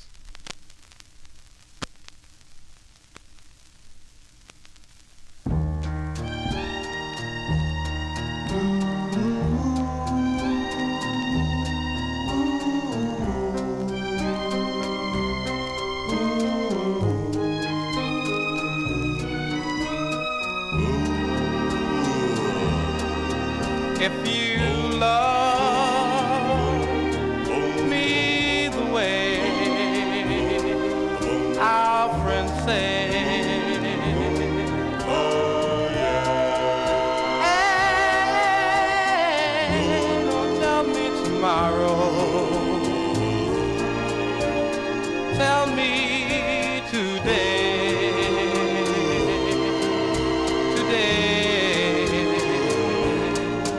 If you still feel the same, oh yeah,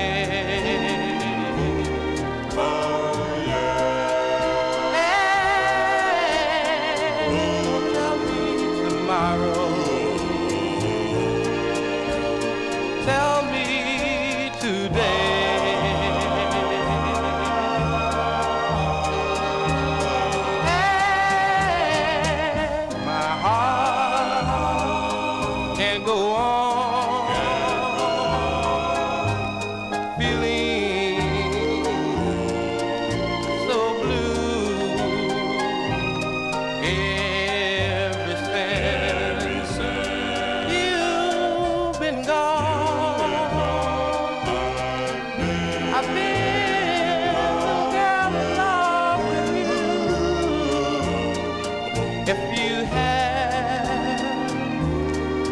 Something sweet to say. Oh yeah. And don't tell me tomorrow. Tell me today. Hey, little girl, won't you tell me today?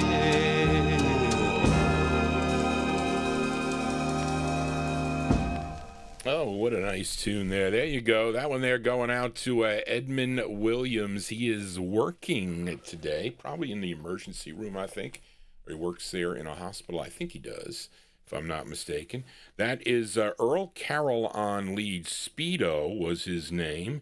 And the Cadillacs there, his new Cadillac group, from February 1960 on the Josie label. Tell Me Today is the name of the tune. You can tell Johnny today via email at vinyltreasures@aol.com. If you have a request here for a future show, you can email me. I don't have everything. I have a lot of things, but not everything. Nobody has everything. There's a song by Billy Vera and Billy Vera and his group, I Have Everything, which is a cool kind of soulish record. I should play that on the Wednesday show. Anyway, let us continue here. We are in the 1960 block. Those of you that are new to this program right now, we play the records by year, so you see how the music evolves. Last night, we began in the early 50s, and we ended in 58. We started with 57. We started with 58 tonight, and we are now into 1960. Let's fill a request for listener Joe Shacatano. We miss you in the chat room. My mother told me today to tell you, and I don't know how else to tell you if you can't. Did you still have your email? You got one more request left after this one. So I hope you got a new PC. I bought her a PC. I bought her the touch screen that she's using downstairs. So you should be able to get one, Joe, quickly.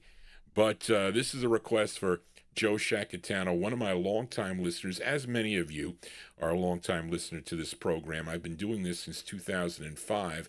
Not here on YouTube, though. It's 2015. Though I'm starting anew, though.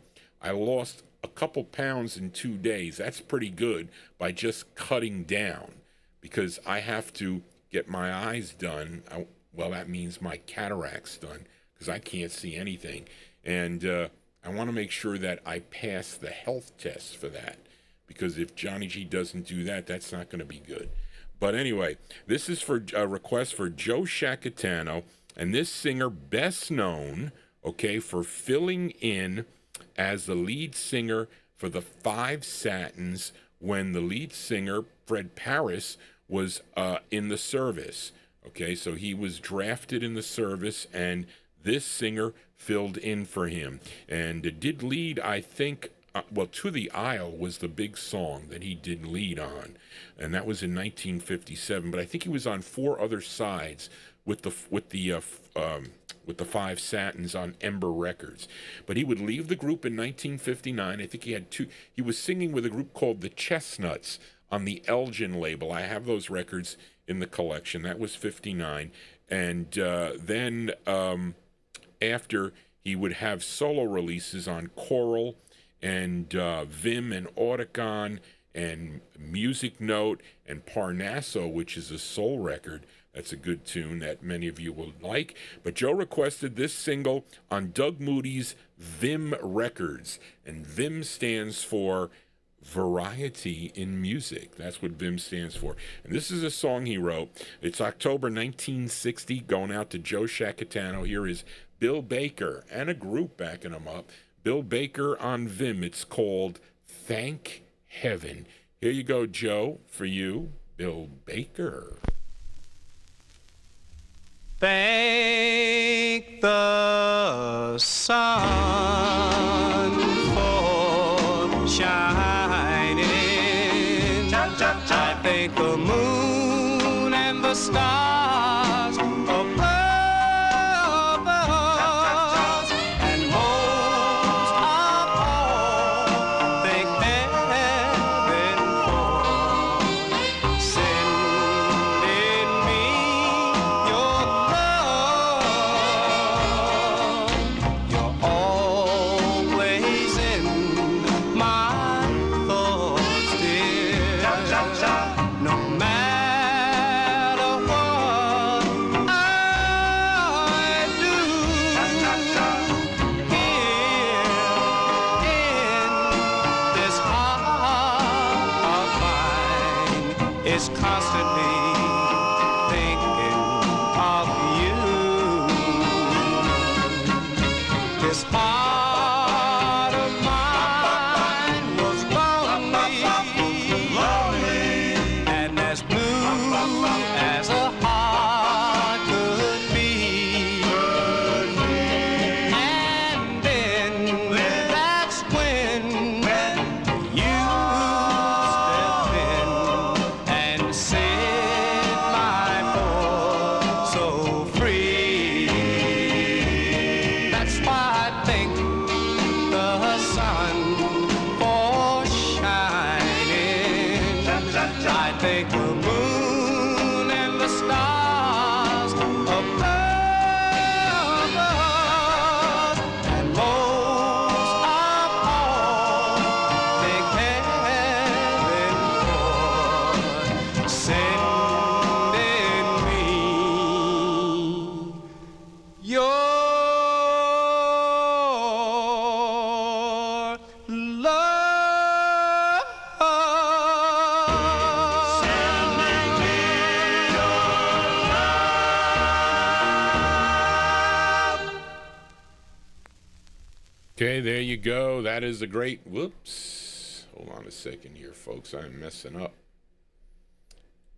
I got to get ready for Bill's request here. More. Okay, there you go. Let me go back. Okay. I think I got it right.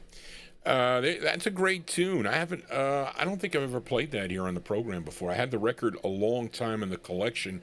Bought that from Joel Scherzer of Robbie Music out in Pueblo, Colorado. Sold it to me years ago, of course.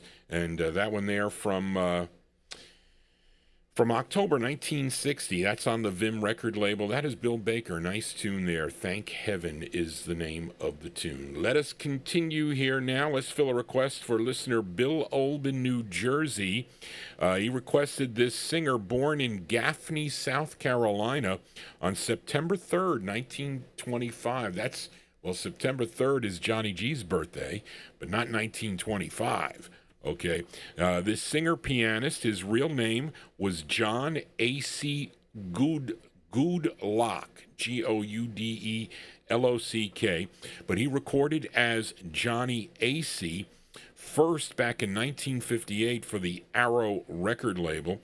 Then 2 years later, he would sign with Bobby Robinson's Fire label for 2 releases, and this was his first.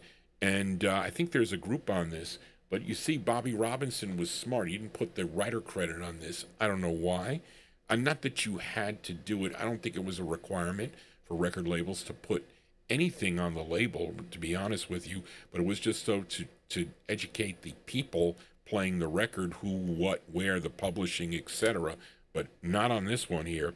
But there is a group on this from March of 1960. And then we'll talk about Bill's special here on the 25th.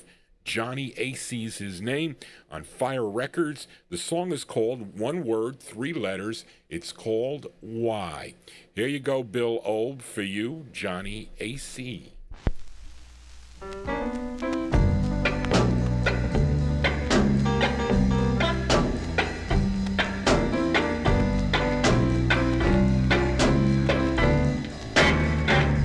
Honey, why did you leave me? Tell me, why did you have to go? Why did you have to go? Honey, why did you leave me? Why did you have to go?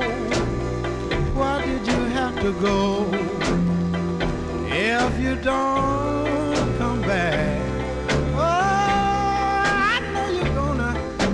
so, oh yes you will now. Baby, why did you leave me? Why did you turn your back on me? Oh, why did you leave me? Why did you turn your back on me?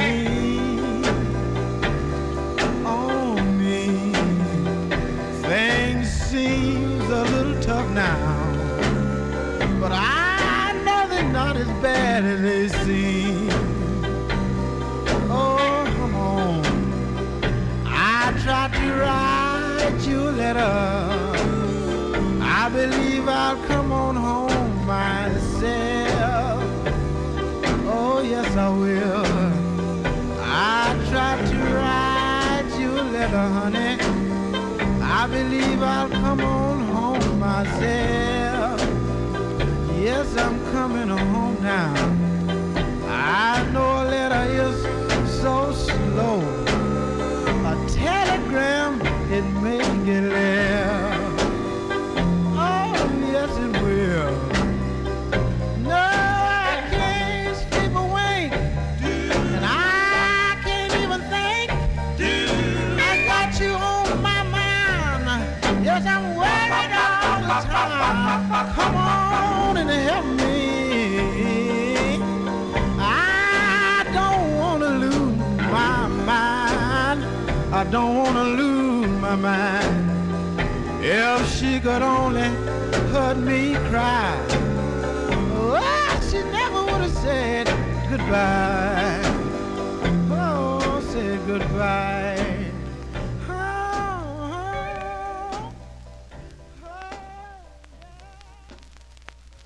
Hey, wow, we never played that here on the program before. And Bill strives to make requests of songs that I have not played here on the program before that are good. They are. So there you go. That one there going out to a listener, Bill Olb.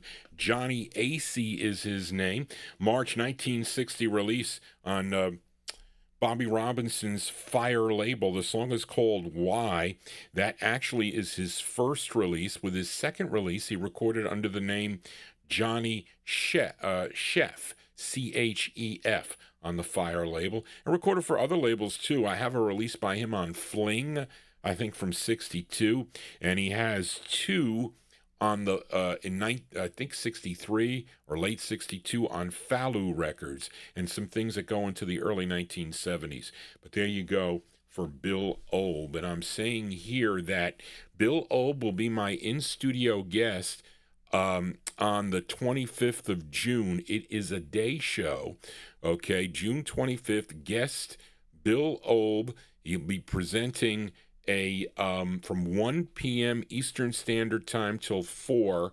It is special guest collector Bill Obe returns to the studio to present the 1960s era artists with many rhythm and blues and soul harmony vocal groups, along with he made it the girl group sound. So that could mean a lot of different things, folks. He left it open. He doesn't want to tie everything down, So the show is only available on YouTube, streaming live, but it will be archived. So if you miss it, you'll be able to see it on the archive. And it will be archived, and the show will contain many difficult to find rarities. So please join me and Bill, special guest Bill O, and you'll be able to visually see these records. Now, I am excited because he has 3 records I know of. I don't know the other ones. Okay, he's got something on the Lori label I've never seen before, so I'm interested in that. And he has one on another label that I only think there are 2 copies of the record, but he'll tell you the story about it. And I know the song, and I think many of you will know the song, but not on that label. And then he has one on the Phyllis label that is Nowhere, okay? So you want to tune into that program. I mean, you can't watch live, you're working. I know many of my listeners, they are still working, but we Ulsters are retired, although I'm still working technically. I am. But anyway, so tune in to Bill Obe on June 25th at 1 p.m. Eastern Standard Time. He'll be here in the studio right there at the guest table. That is the guest. You know how we had the you know how Dick Clark had the autograph table? Well, Johnny G's got the guest table. That's it. Anyway, let us continue here for a Sunday evening. Let's do a bonus track here. As how many out there like the sound of East L.A.? You like the sound of East L.A.? Well, you come to the right place here. And this is a duo. They first recorded for Bob Keene's Delphi label as The Shadows. A great tune that I heard first on the Norman Knight show was called Under Stars of Love, which is a cool ballad that they do. A really cool lowrider records. That was in 1958. But with their next 3 singles for Delphi, they were known as the Carlos Brothers. And they were Jimmy Carlos, and I think his cousin, Peter Antonano. I think that's how you say it. And this is their 3rd release on the Delphi label, and they both wrote this tune from July of 1960, a bonus track by the Carlos Brothers. It's called It's Time to Go. Here you go, a bonus track. It's time to go. The clock is striking 12 o'clock.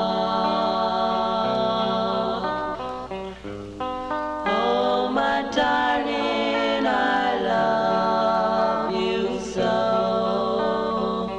But you know it's time to go. I love you so.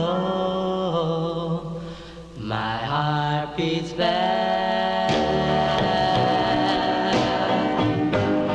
When you tell me the time has passed, all these hours in your arms,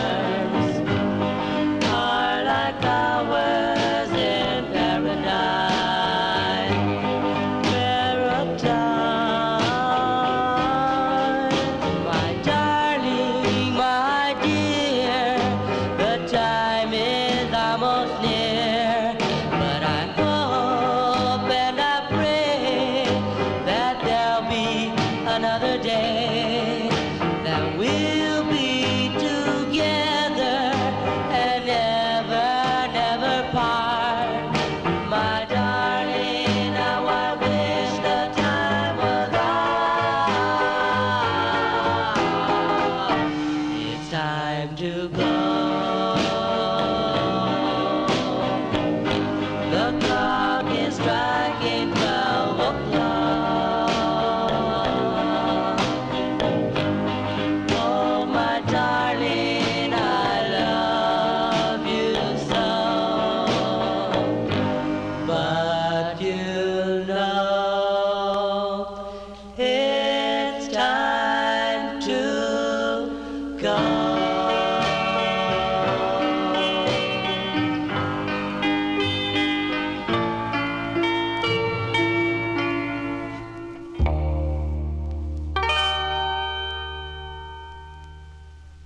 That's the sound of East LA here on the Vinyltreasure show. That is a bonus track, July 1960 release there for the Carlos Brothers. Carlos Brothers on Delphi Records. That's Bob Keene's Delphi label out of Hollywood, California. It's Time to Go is the name of the tune. Not yet, folks, but they would have one final release on the Zen label, 1963, which is a cool tune. I've always liked the East LA Zen. I feature it here often on the weekend shows. So, Freddie, if I come out to East LA, who's going to show me around East LA if I take a trip out west? Anybody out there? I haven't been there for a long time. It's been a while. Maybe Johnny G should take a trip out west. Somebody can show me the ropes out there. Should I wear my fedora when I go out there, folks? I don't know. Maybe I should. Let us continue here for a Sunday evening. We move into 1961 now. Let's fill a request for Wayne in Gillette, New Jersey. Okay. This group hails from McKeesport, Pennsylvania. Where is that? Where is McKeesport, Pennsylvania? Is that close to Pittsburgh, possibly? I don't know my towns. I don't know that, but I think it might be, maybe. Probably the hardest 45 to find on a Lenny Martin and Gus Guarino's World label. And this label would morph into World Artist Records into the mid-1960s, with like Reparata and the Delrons and some other records on that label.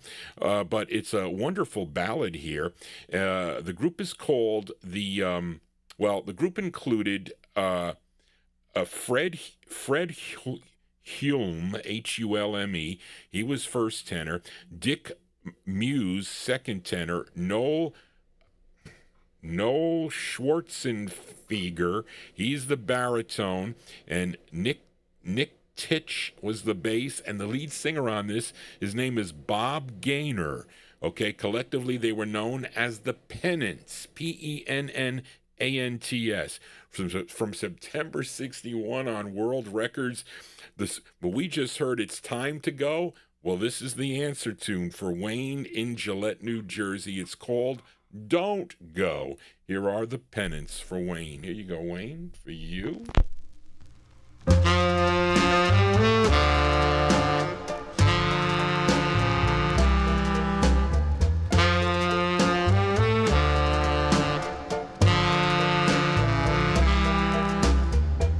Why must you go? Why must you leave me? What's made you cry? Why must you grieve me? Don't go, baby. Don't use the words goodbye. Don't say goodbye. We made a vow to the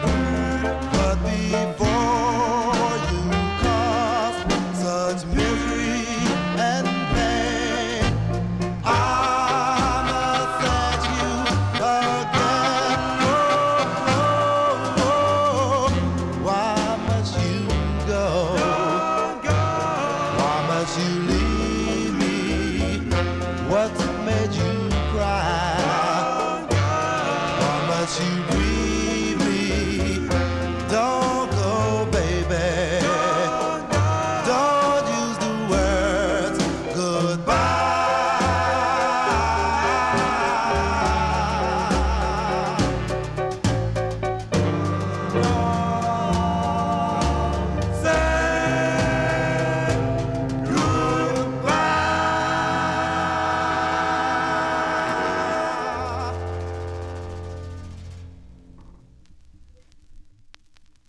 Okay, there you listen. Somebody quoted Johnny G in my chat room there. That is an old quote. You got to update that. There's more than 190,000 records now. Anyway, there you go. That one there by request for Wayne in Gillette, New Jersey. I won that record in a Jeff Beckman auction. I think it was from him. He was selling his collection. He was selling out his collection. I won some records from him. I remember he called me on one record. He said to me, Johnny, you're not going to win this record, okay, because somebody on the other side, I bet you it was G. Vanelli, I bet you on the other side, on the one I did not win. But anyway, those are the Pennants. I think that's a mix, that is an interracial group, I would say. Great lead singer there. Bob Gaynor is the lead singer. September 1961, the Pennants on World for Wayne in Gillette. It's called Don't Go. We're not going yet, folks. We still got records to go through. We are in the 1961 block. Let's fill a request for John Cummins. This record embedded in my mind when I used to listen to the Gus Gossard show. He played this record a lot. It was like one of the first records I ever heard. I didn't know the group. He wasn't giving who they were. I was like, when is he going to announce the song or whatever? He would just go to the next record. And that kind of ticked me off a little bit by him. Well, but anyway, about this group, when Grady Chapman left the Robins, he was replaced by Bobby Sheen, okay? Bobby Sheen, who was an L.A. tenor, greatly influenced by Clyde McPhatter. Okay, now Sheen, who was at one time or another Johnny in the duo Marvin and Johnny, okay, for a little bit of time, is best remembered as a member of Bobby B. Sox and the Blue Jeans, if you know those records, like Why Do Lovers Break Each Other's Hearts? You know that song? And that's with Darlene Love, I think, right? So he was a member. He was the male member of that group, okay? But he did lead on some of the Robins tunes that recorded on the Night label, okay? And he stayed with them when they moved over to RV Records, and then their final stop, which was Lavender Records, which was out of California. It's a subsidiary of Indigo Records. They had 2 releases on the Lavender label. John requested their first release, which I mentioned, I first heard on the Gus Gossard show. Again, this is with Bobby Sheen on lead, and the bass on this that you're going to hear in the beginning, it's an up-tempo record. The bass is Roy Richard. He's the bass on this from March 61. Here are the Robins on the Lavender label going out to John Cummins and their rendition of the tune, White Cliffs of Dover. Here you go, John, for you, the Robins.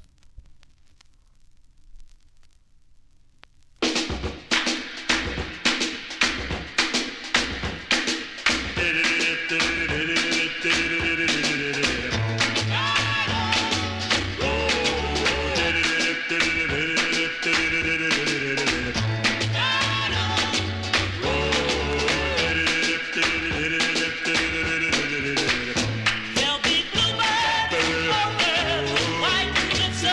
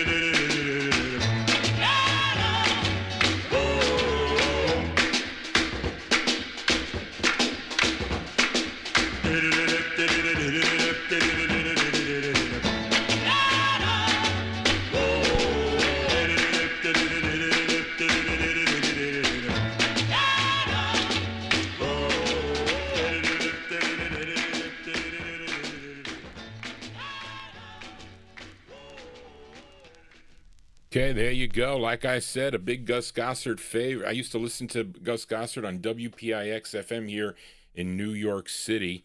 But those are the Robins. This record, number 27, in San Francisco, California. If you were listening to KYA out there, record was played out on the West Coast quite a bit. That is Bobby Sheen on lead with the Robins from March 61. Their rendition, a up-tempo version of White Cliffs of Dover, going out to listener John Cummins. And we are in the 1961 block. Let's stay out in California, out in Los Angeles, California, as we fill a request for Adrian Viterbo in our YouTube chat room. This group discovered by Richard Berry. Okay, Richard Berry with so many groups, Richard Berry, the Flares, big influence out on the West Coast, Mr. Berry, as he wrote both sides of this 45 and more than likely discovered this group. This is on a label called Ronda Records, Ronda, okay, which is a short-lived subsidiary of Bob Keene's Delphi record label.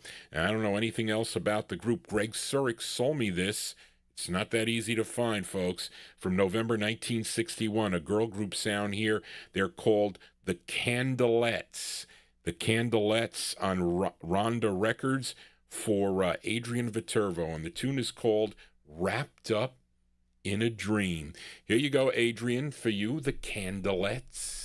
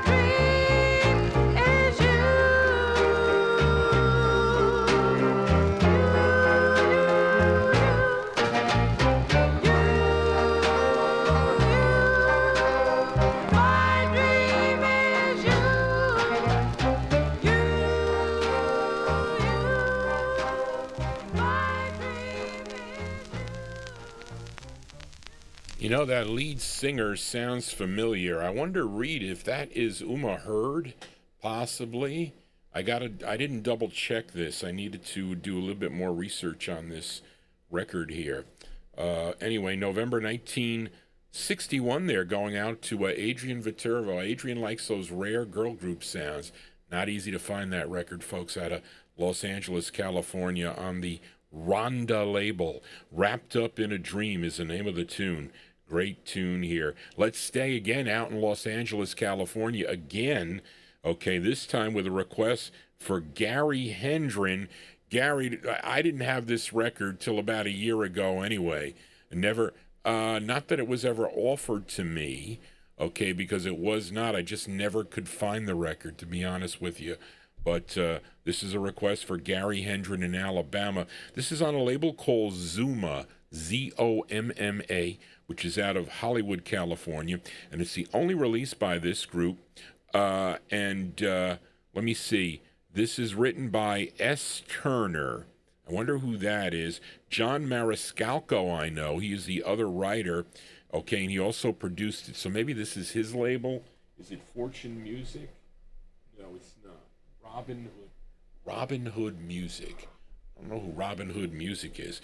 But anyway, this came out in May of 1961. It is a rare 45 out of California for Gary. Here are the Clichés,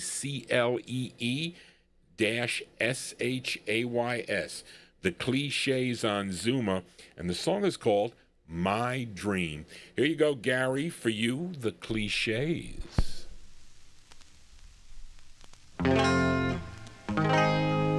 My dream, where are you? My dream, where are you? My dream, where are you? My dream. Oh, oh, oh, shoot-dee-doo-dee-doo. Ling-a-ling-a-ling-a, where are you?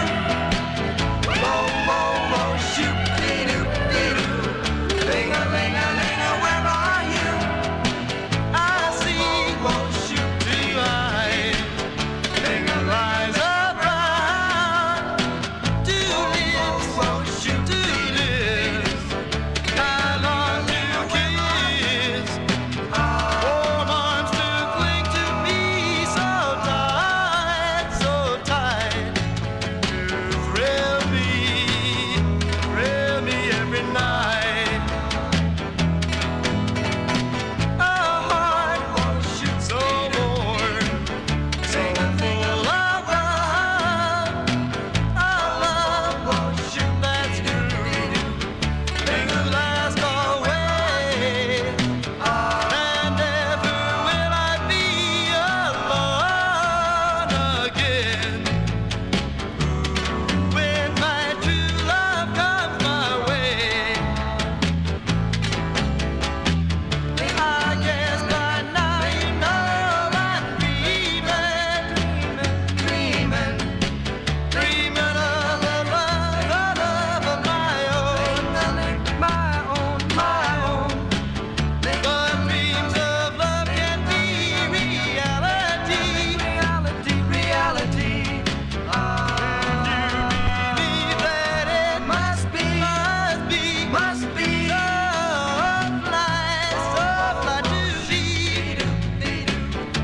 with open arms. Oh, let this be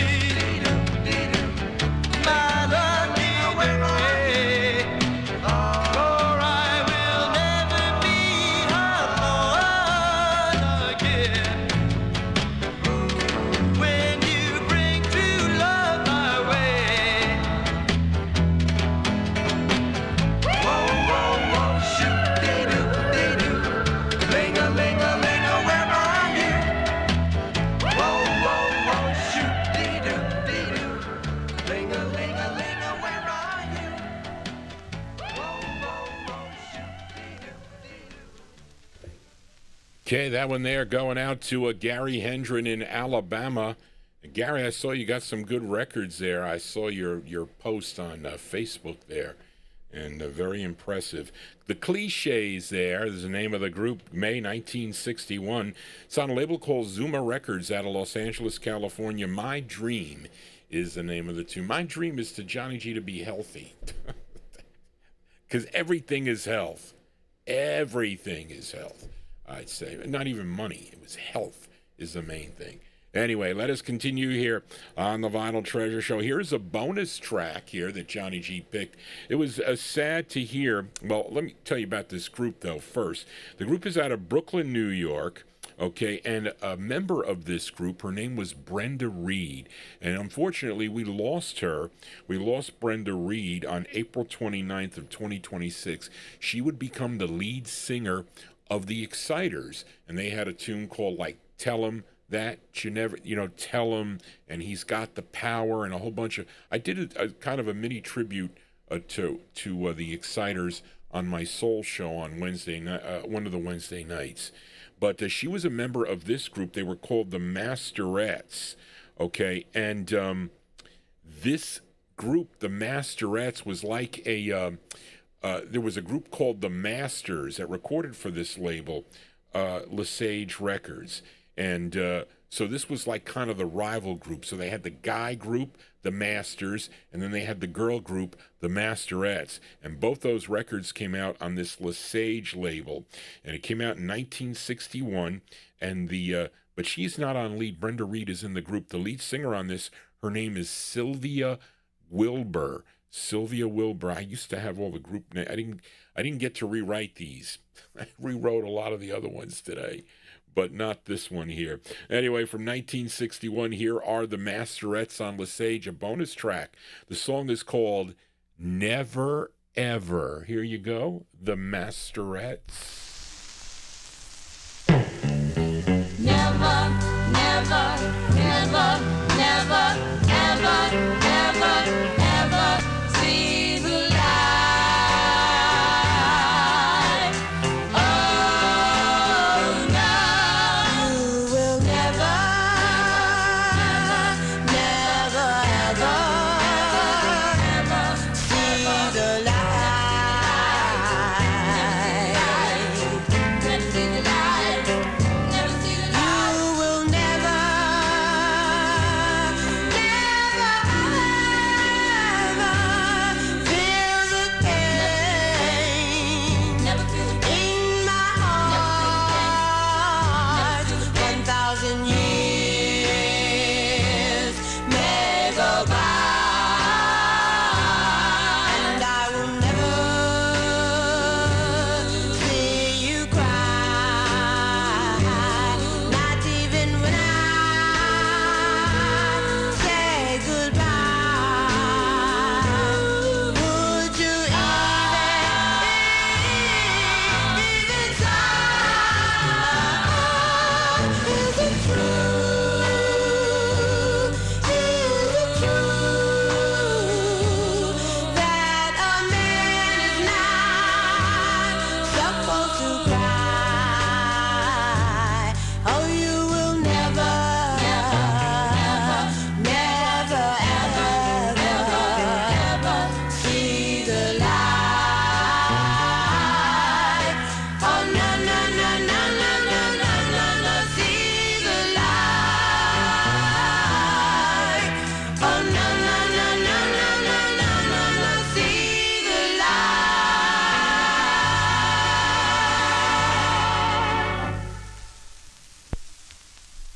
Okay, there you go. Those are girl group sounds here on the Vinyl Treasure.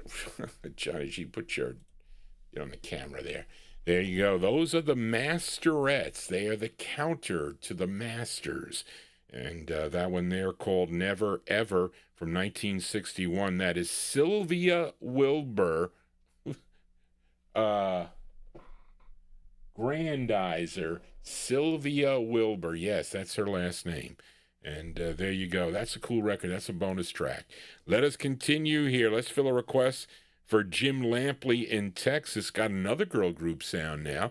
These girls hail from Queens, New York. Their father had lots of influence on their career.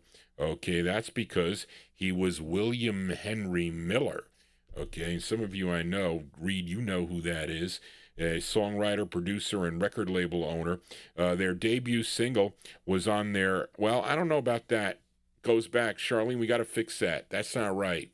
Okay, it's not. It's on, because Frank Gingaro told me it's on a 78, their debut single, so we have to change that.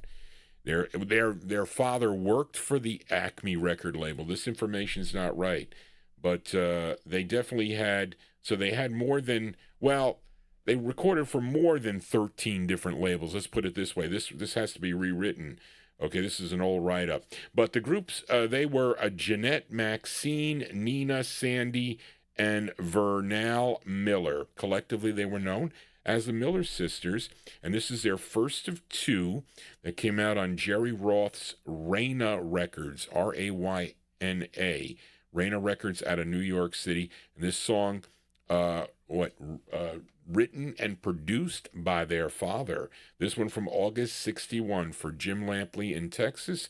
Here are the Miller Sisters with Dance. Dance, Little Sister. Here you go, Jim, for you, the Miller Sisters.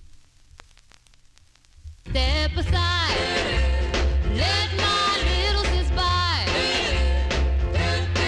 She can't dance, but she's willing to try. Let her on the floor, watch her go, go, go. Yeah, yo, go on. Yeah, yo, go on. Oh, yeah, don't be a wallflower. Yeah, go on. Yeah, yeah, baby, go on. Dance it all night long. Step aside, let this tall girl by. I can't dance, but I'm sure gonna try. Let me on the floor and watch me go, go, go. Dance, dance, dance. Tall sisters, dance, dance, dance.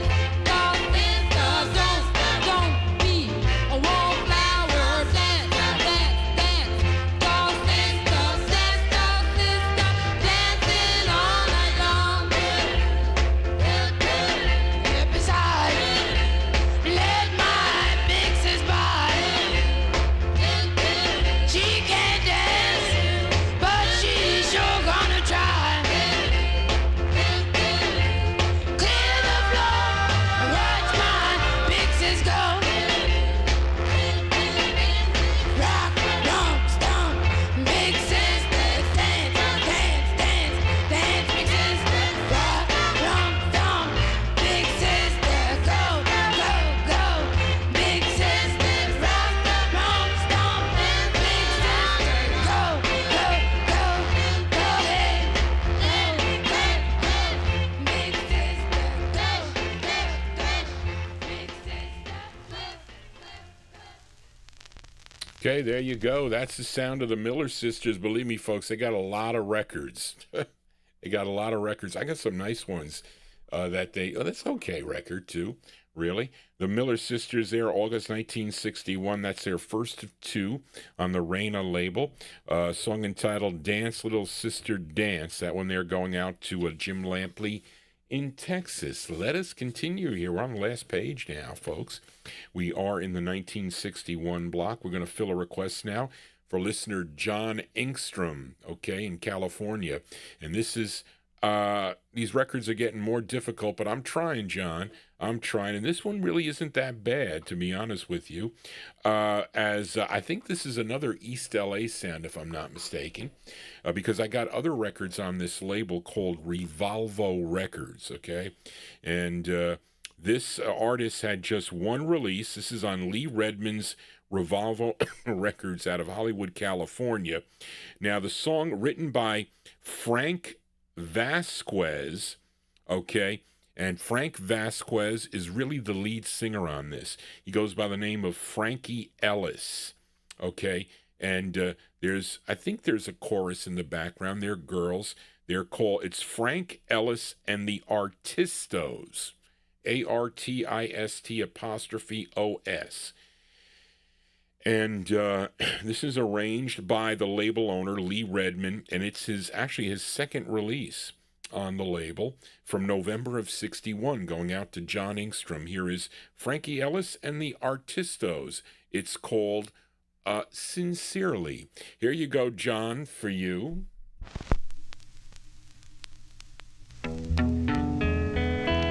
Sincerely,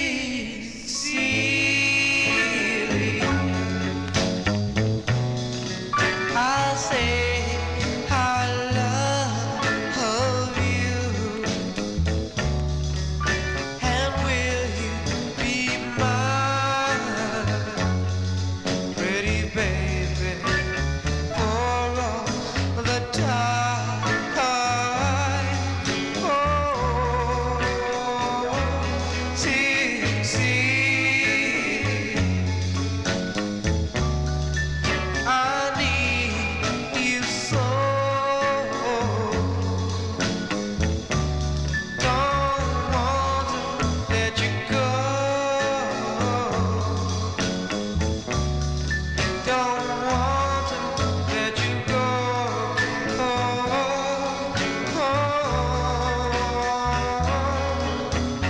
Doobie, doobie, doo. Oh, doobie, doobie, doo. Oh, doobie, doobie, doo.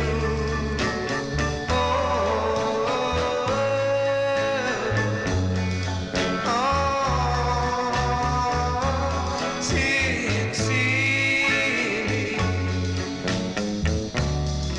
I need you with all my heart, and I hope that we won't part as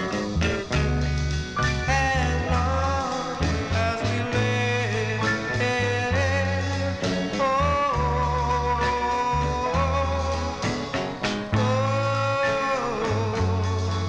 sincerely, sincerely. Well, that is lots of sounds from East LA tonight, folks, because that is definitely a sound from East LA. Frankie Ellis and the Artistos is the name of the group. From November 61. It's on Revolvo Records. There's other great records on this label, too, by the way, that I do have in the collection. And the song is called Sincerely, not quite the Moonglows song, because he gets writer credits here. So he kind of like maybe adapted it from the Moonglows song. Okay, but his real name is Frank Vasquez. So there you go. Let us continue now. Here is a bonus track now. And Reed, I don't have to tell you, Jerry Diaz, he sold me this record, and it wasn't cheap, okay? But it's not that easy to find this record, especially, okay, as we head to Chicago now. And this is a bonus record here. This group was discovered by Don Toltree, okay?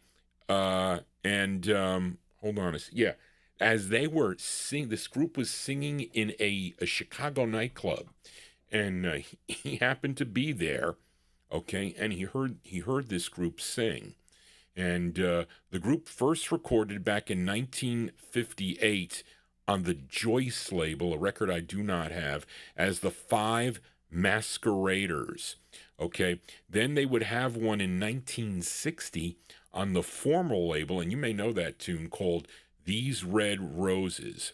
And then for this release, okay, this was their very next release after that, which was on the Boyd label. And this is the Boyd label, not out of Oklahoma, Larry. This is the Boyd label out of Chicago, Illinois. And anyway, it features Howard Cephas Scott on lead. I have a record by them. Maybe it's that Joyce record I have, possibly, I think. Okay, but Howard Cephas Scott is the lead singer on this. And this is, if you like ballads, you're going to like this tune from 1961. The Masquerades, Masquarades. The Masquerades on Boyd, and it's another girl's name. It's called Vanessa. This is a bonus track. Here you go.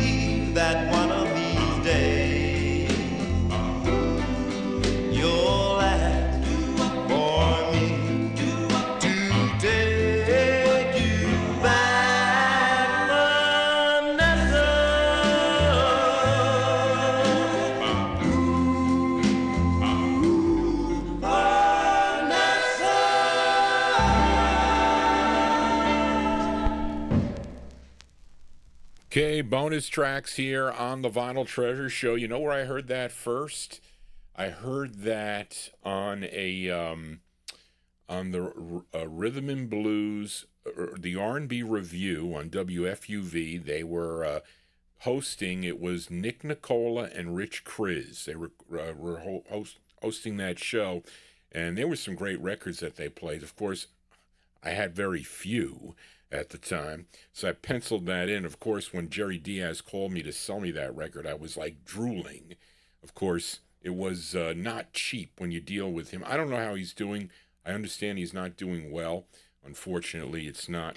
But I used to have good conversations with Jerry Diaz out in California. Those are the Masquerades. Masquerades from 1961. Vanessa is the name of the tune on the Boyd label out of Chicago, not out of Oklahoma. Let us continue here as we move into 1962 and fill a request for Nat Papagallo in Naples, Florida. Thank you, Nat. I read your text this afternoon. I didn't see it, and somebody emailed me. I didn't know what a Hammond B3 organ was. Ivart, you should have emailed me and told me what that was, but now I know what that is. Okay, so now when I talk about it, I know what I'm talking about now. But anyway, thank you, Nat, for that. But this group hails from Harlem, New York. They first recorded for the Laurie label, okay, what was it, 1961, I think, in the fall of 1961. They did a song called I Can't Believe on Laurie Records. Okay, the lead singer of the group, his name was Raphael Sedano, okay, and of course, he went by the name on the record as Dino, okay, and they did two for this label called Vita Records out of New York City, and this is their first, okay, and the other members of this group were Richard Morgan, first tenor, Jackie Jones, second tenor, Woody Carter, baritone, and Charles Humber is the bass. And this tune written by Barry Mann and Hank Hunter. This is not the original version of it. So what I'm going to do is I'm going to play this version, and then I'm going to play the original version that was done in April of 61 on the Segway label by a group called The Segways. How about the Classmates, Johnny? It's on the Segway label. Anyway, this version charted number 70 on WAAT, if you were listening in Trenton, New Jersey, from 1962. Up first, the cover by Dino and the Diplomats on Vita Records. The song is called Homework. Here you go, Nat, for you. Do your homework. Here we go.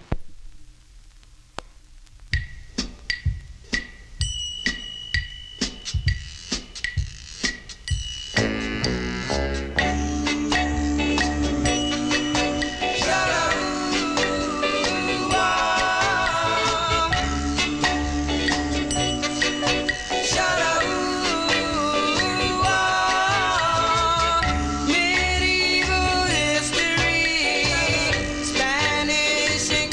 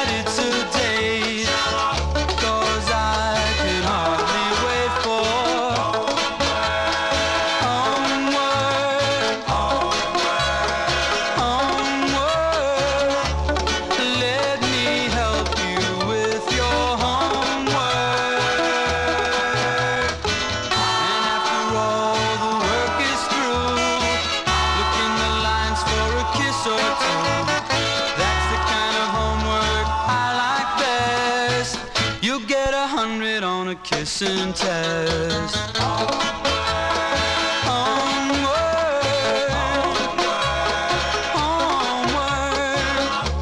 Let me help you with your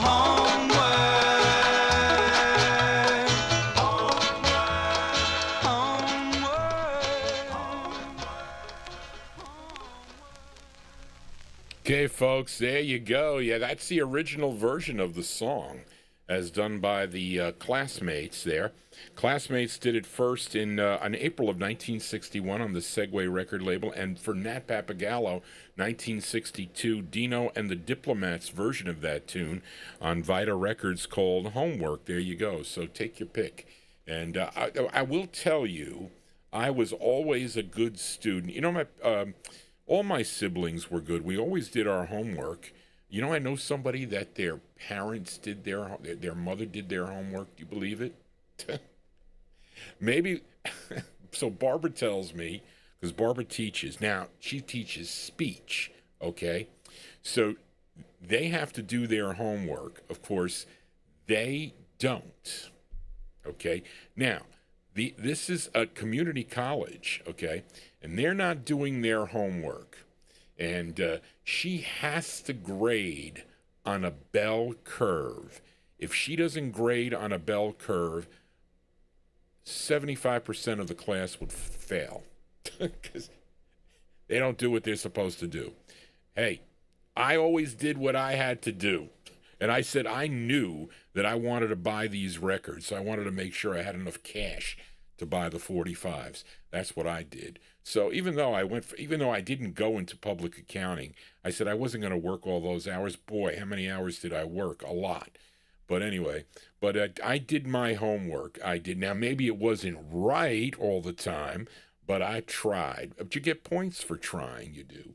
But anyway, as we continue here on a Sunday evening, let us continue. Let's go back to Philadelphia now and fill a request for listener Casey Hines in Paris.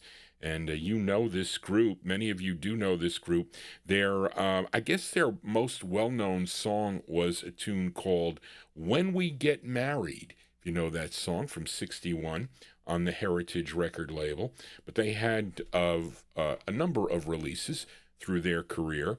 And this one here is on George Gollner's End label. Although, Reed, did you see I showed you the... Greg sold me this one, and he said that this was the first press of the record. Now, it's not like a reissue. It's got like a star.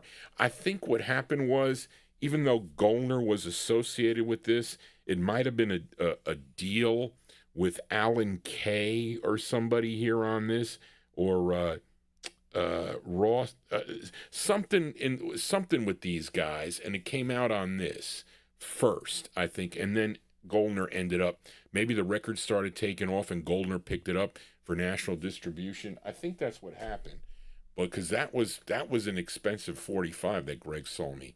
But anyway, he said it was the original, so I bought it. But anyway, this is for Casey Hines. It's the song co-written by the lead singer. His name is Donald Hogan, okay? And this is from May of '62 on George Gollner's End Records. Here are the Dream Lovers with If I Should Lose You. This is going out to Casey Hines in Paris. There you go, Casey, for you.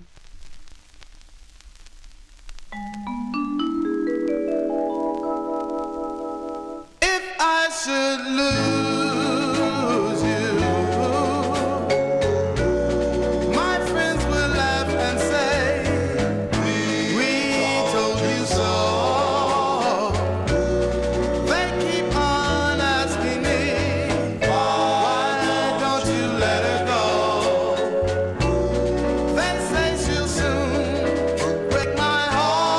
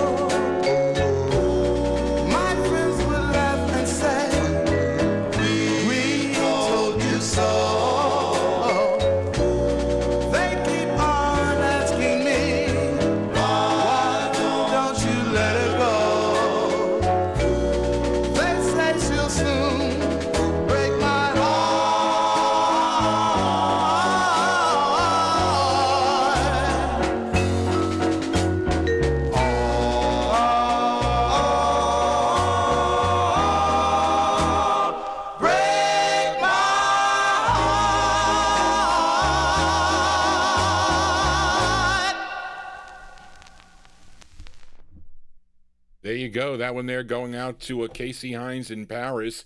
Great sound there of Donald Hogan and the Dream Lovers. Featured it on George Goldner's N label. The other one's a little crackly on the Down label. That I agree with you, Reed. That is a true first press, I think. May 1962, a record I first heard on the Gus Gossard Show. And a very nice sound there for Casey Hines, the Dream Lovers, with If I Should Lose You. Let us continue here. This is the last bonus record of the night. And this one here, as we go back to Detroit, you heard from this group earlier in the program. I played their debut single for Bob Cruz on the Contour label. It was called Hard Times from 1960. Well, they return this time on Willie Ewing's Chex Records. Okay, they had 4 releases. 4 releases, Charlene? I don't know if they were 4 releases on this label. I thought there were less when I looked. I thought it was 3. I don't know. Maybe not. But Charlene says it's their 3rd release. Okay, this is from October of 1962. And again, it features Johnny Mitchell on lead. His other record is called Give Me a Cigarette. Charlene, I think it's 3 because that comes with like different flip sides, I think, possibly. But anyway, these are the Majestics on Chex Records. We've been playing girls' names all night. Okay, here is another one, a bonus track from October 62, the Majestics, and the name of the tune is called Gwendolyn. Here you go, the Majestics. Gwendolyn, my love. Oh, Gwendolyn, Gwendolyn, I love you. Yes, I do. And if you ever leave me, darling, I don't know what I do. Well, I'll carry your books and walk you home each day till you come through. All the fellas will say when we pass their way that I'm such a fool. But it matters less to me, my dear, for I only do love you. And I swear by all the stars above that I'll always be true to you.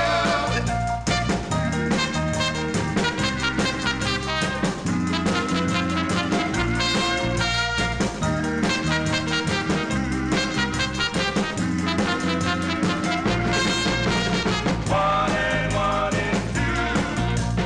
Love you, yes I do. 2 and 2 is 4. Love you more and more. Now 3 and 3 is 6. Want to kiss your lips. Whoa. Gwendolyn, Gwendolyn, I love you so. Gwendolyn, I need you more and more. Gwendolyn, my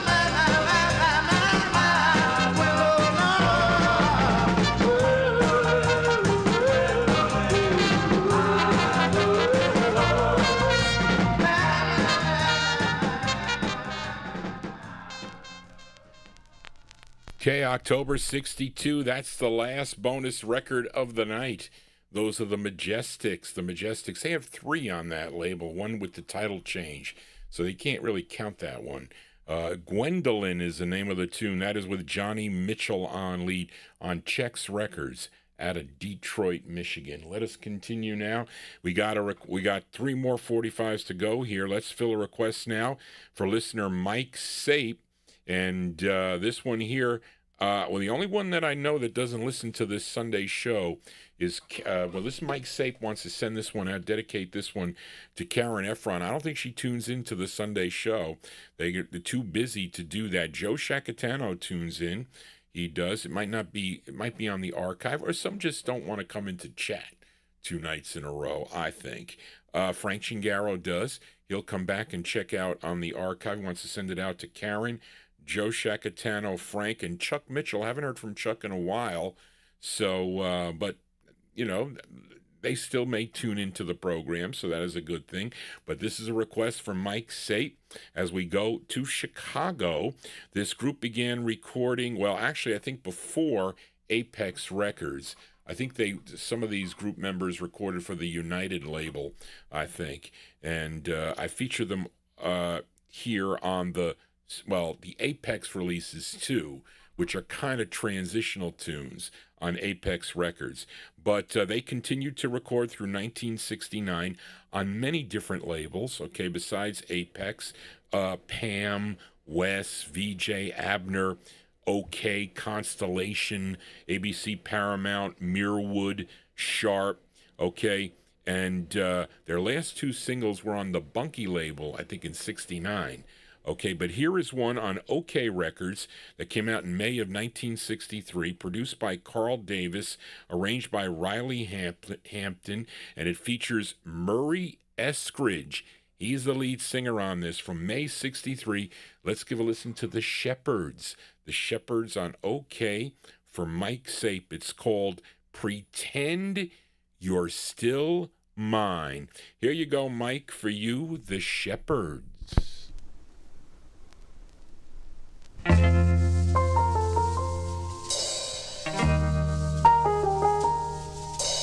Hello. Sorry to bother you. Don't hang up. Please let me talk to you.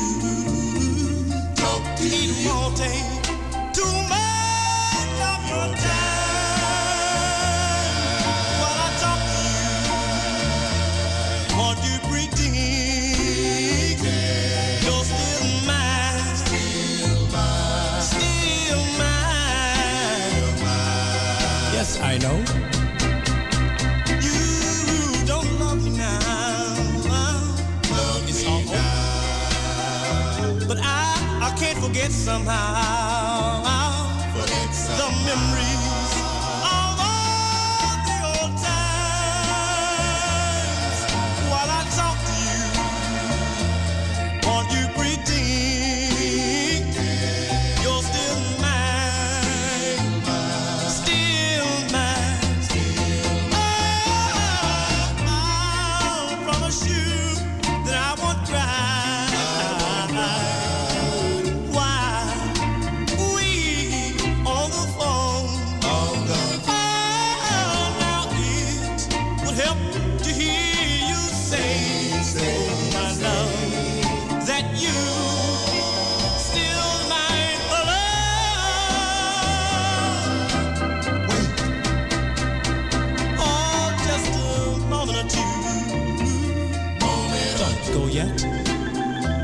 Please let me talk to you. Yes, I know I'm wasting your time while I talk to you. Want you pretend you're still mine, still mine, still mine, still mine.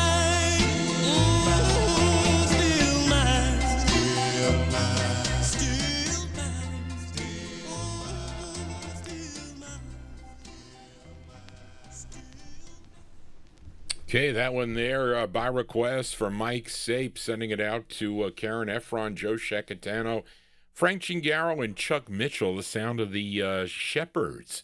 Shepherds there from May 63 on OK Records. Murray Eskridge, he's the lead singer on that, I think.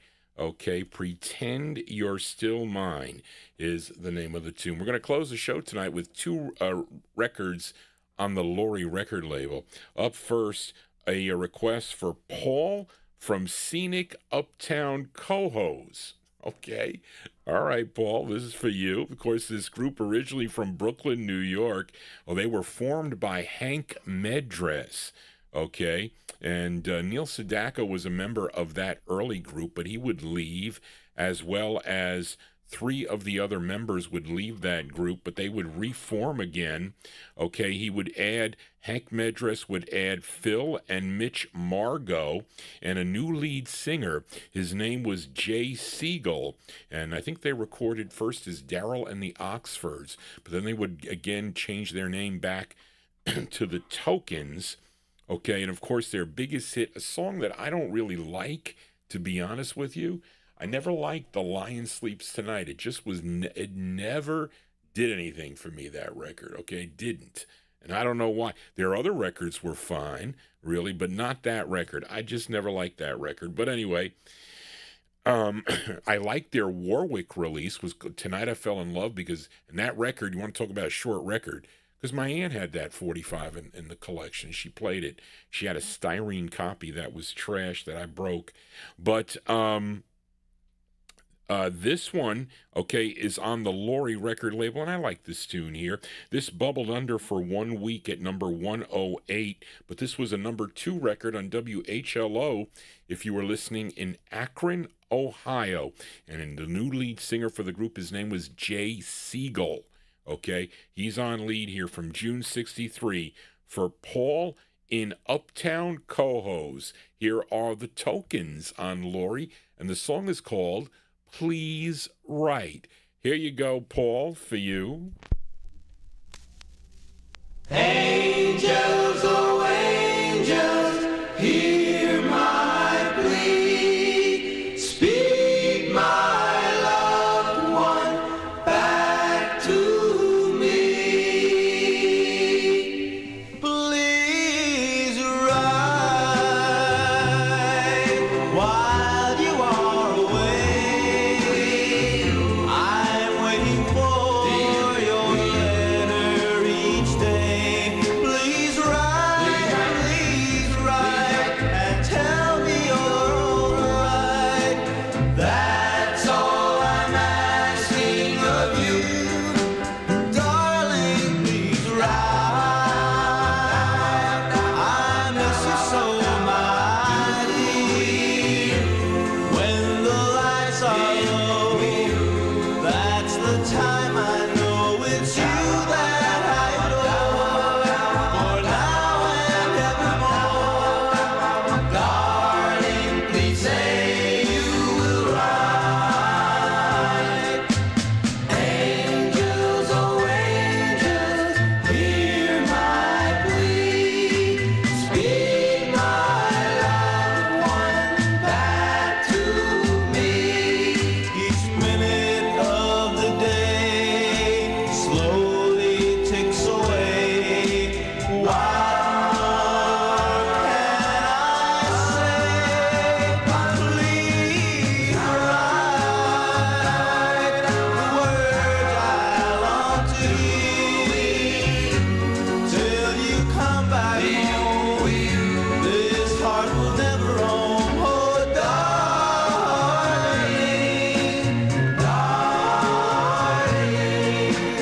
please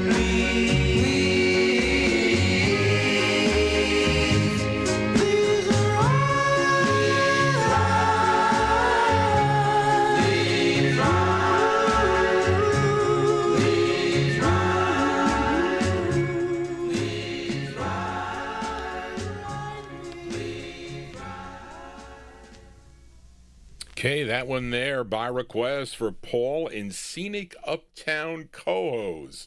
That is the sound of Jay Siegel. Whoops, get on here, Johnny.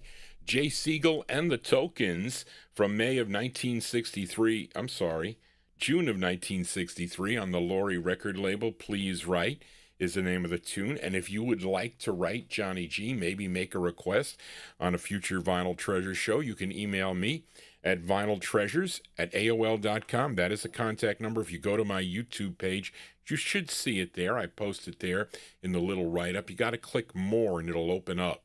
Okay, that is what will happen there for that. So I want to thank everybody. Please consider subscribing, though, to my YouTube page. Very important. Knock on wood. Listen, I played Donna earlier in the program by Richie Valens. Knock on wood, no copyright police tonight. That's the way I like it. Okay, but I wish that could happen on the Wednesday show. No way does that happen. After 2 hours, they come looking for me. So I got to hide and dart and whatnot and play some obscure things so they don't figure me out. But I want to thank everybody for tuning into the program tonight. So thank you all for this show and becoming a part of the show. As you get to see me every week, enter your homes, playing. I feel like I'm on TV, really, which I am in some of the homes. But you get to see me every week. I hope you get enjoyment from the show. It's different than a radio show. Somebody said, stop talking. I know, it's a visual here. Wait till I get my eyes done. I can't play records. I only can play a few records. Then I'm going to do a lot of talking. But I won't be live on Oldies and More. I'll be back on Wednesday night, folks, for the Soul Show. Okay, so if you have any soul requests, you better get them to me, because I'm going through my soul boxes now. But anyway, thank you all for tuning in. Thank you, Charlene, for your help. We're going to close the show tonight for Delwood Jeff in our YouTube chat room. Now, my Aunt Mary, she only had one record by this artist in the collection, but that came into the... And I don't know if she would have since bought it, but she had it because she used to buy records from the jukebox distributor. The song was called Lovers Who Wander. That was the one that she had. But anyway, we're closing the show tonight with a request for listener Delwood Jeff. Okay, this singer from the Bronx, New York, and he was the lead singer of the Belmonts. Okay, you know him. His name is Dion DiMucci. Now, after the group broke up, Dion continued to sing or record solo, actually with an uncredited vocal group. They were known as the Del Satins. They backed him up on a lot of his records, if I'm not mistaken. Of course, his first solo effort, which I like, which is pretty cool, called Lonely Teenager, which is a nice record from 1960. But he would have really 19 releases in all, but I don't know what happened, because he was also on Columbia there for a time. Maybe he went to them and then came back, something like that. But he had 19 releases on Laurie through 1969. Now, Jeff requested his 12th release. It was a song he wrote together with Ernie Maresca. This is arranged by Glenn Stewart, and this did chart on the Billboard charts, but it bubbled under at number 100. But this was number 24 on WENE if you were listening in Endicott, New York. Our closer tonight from August 63, Dion on Laurie Records. It's called Lonely World. Well, it's not a lonely world when you tune in to Johnny G and the Vinyltreasure Show. Thank you, everybody, for tuning in this evening on this Sunday edition of the Vinyltreasure Show. Just want to say, everybody, so long. Here you go, Jeff, for you, Dion.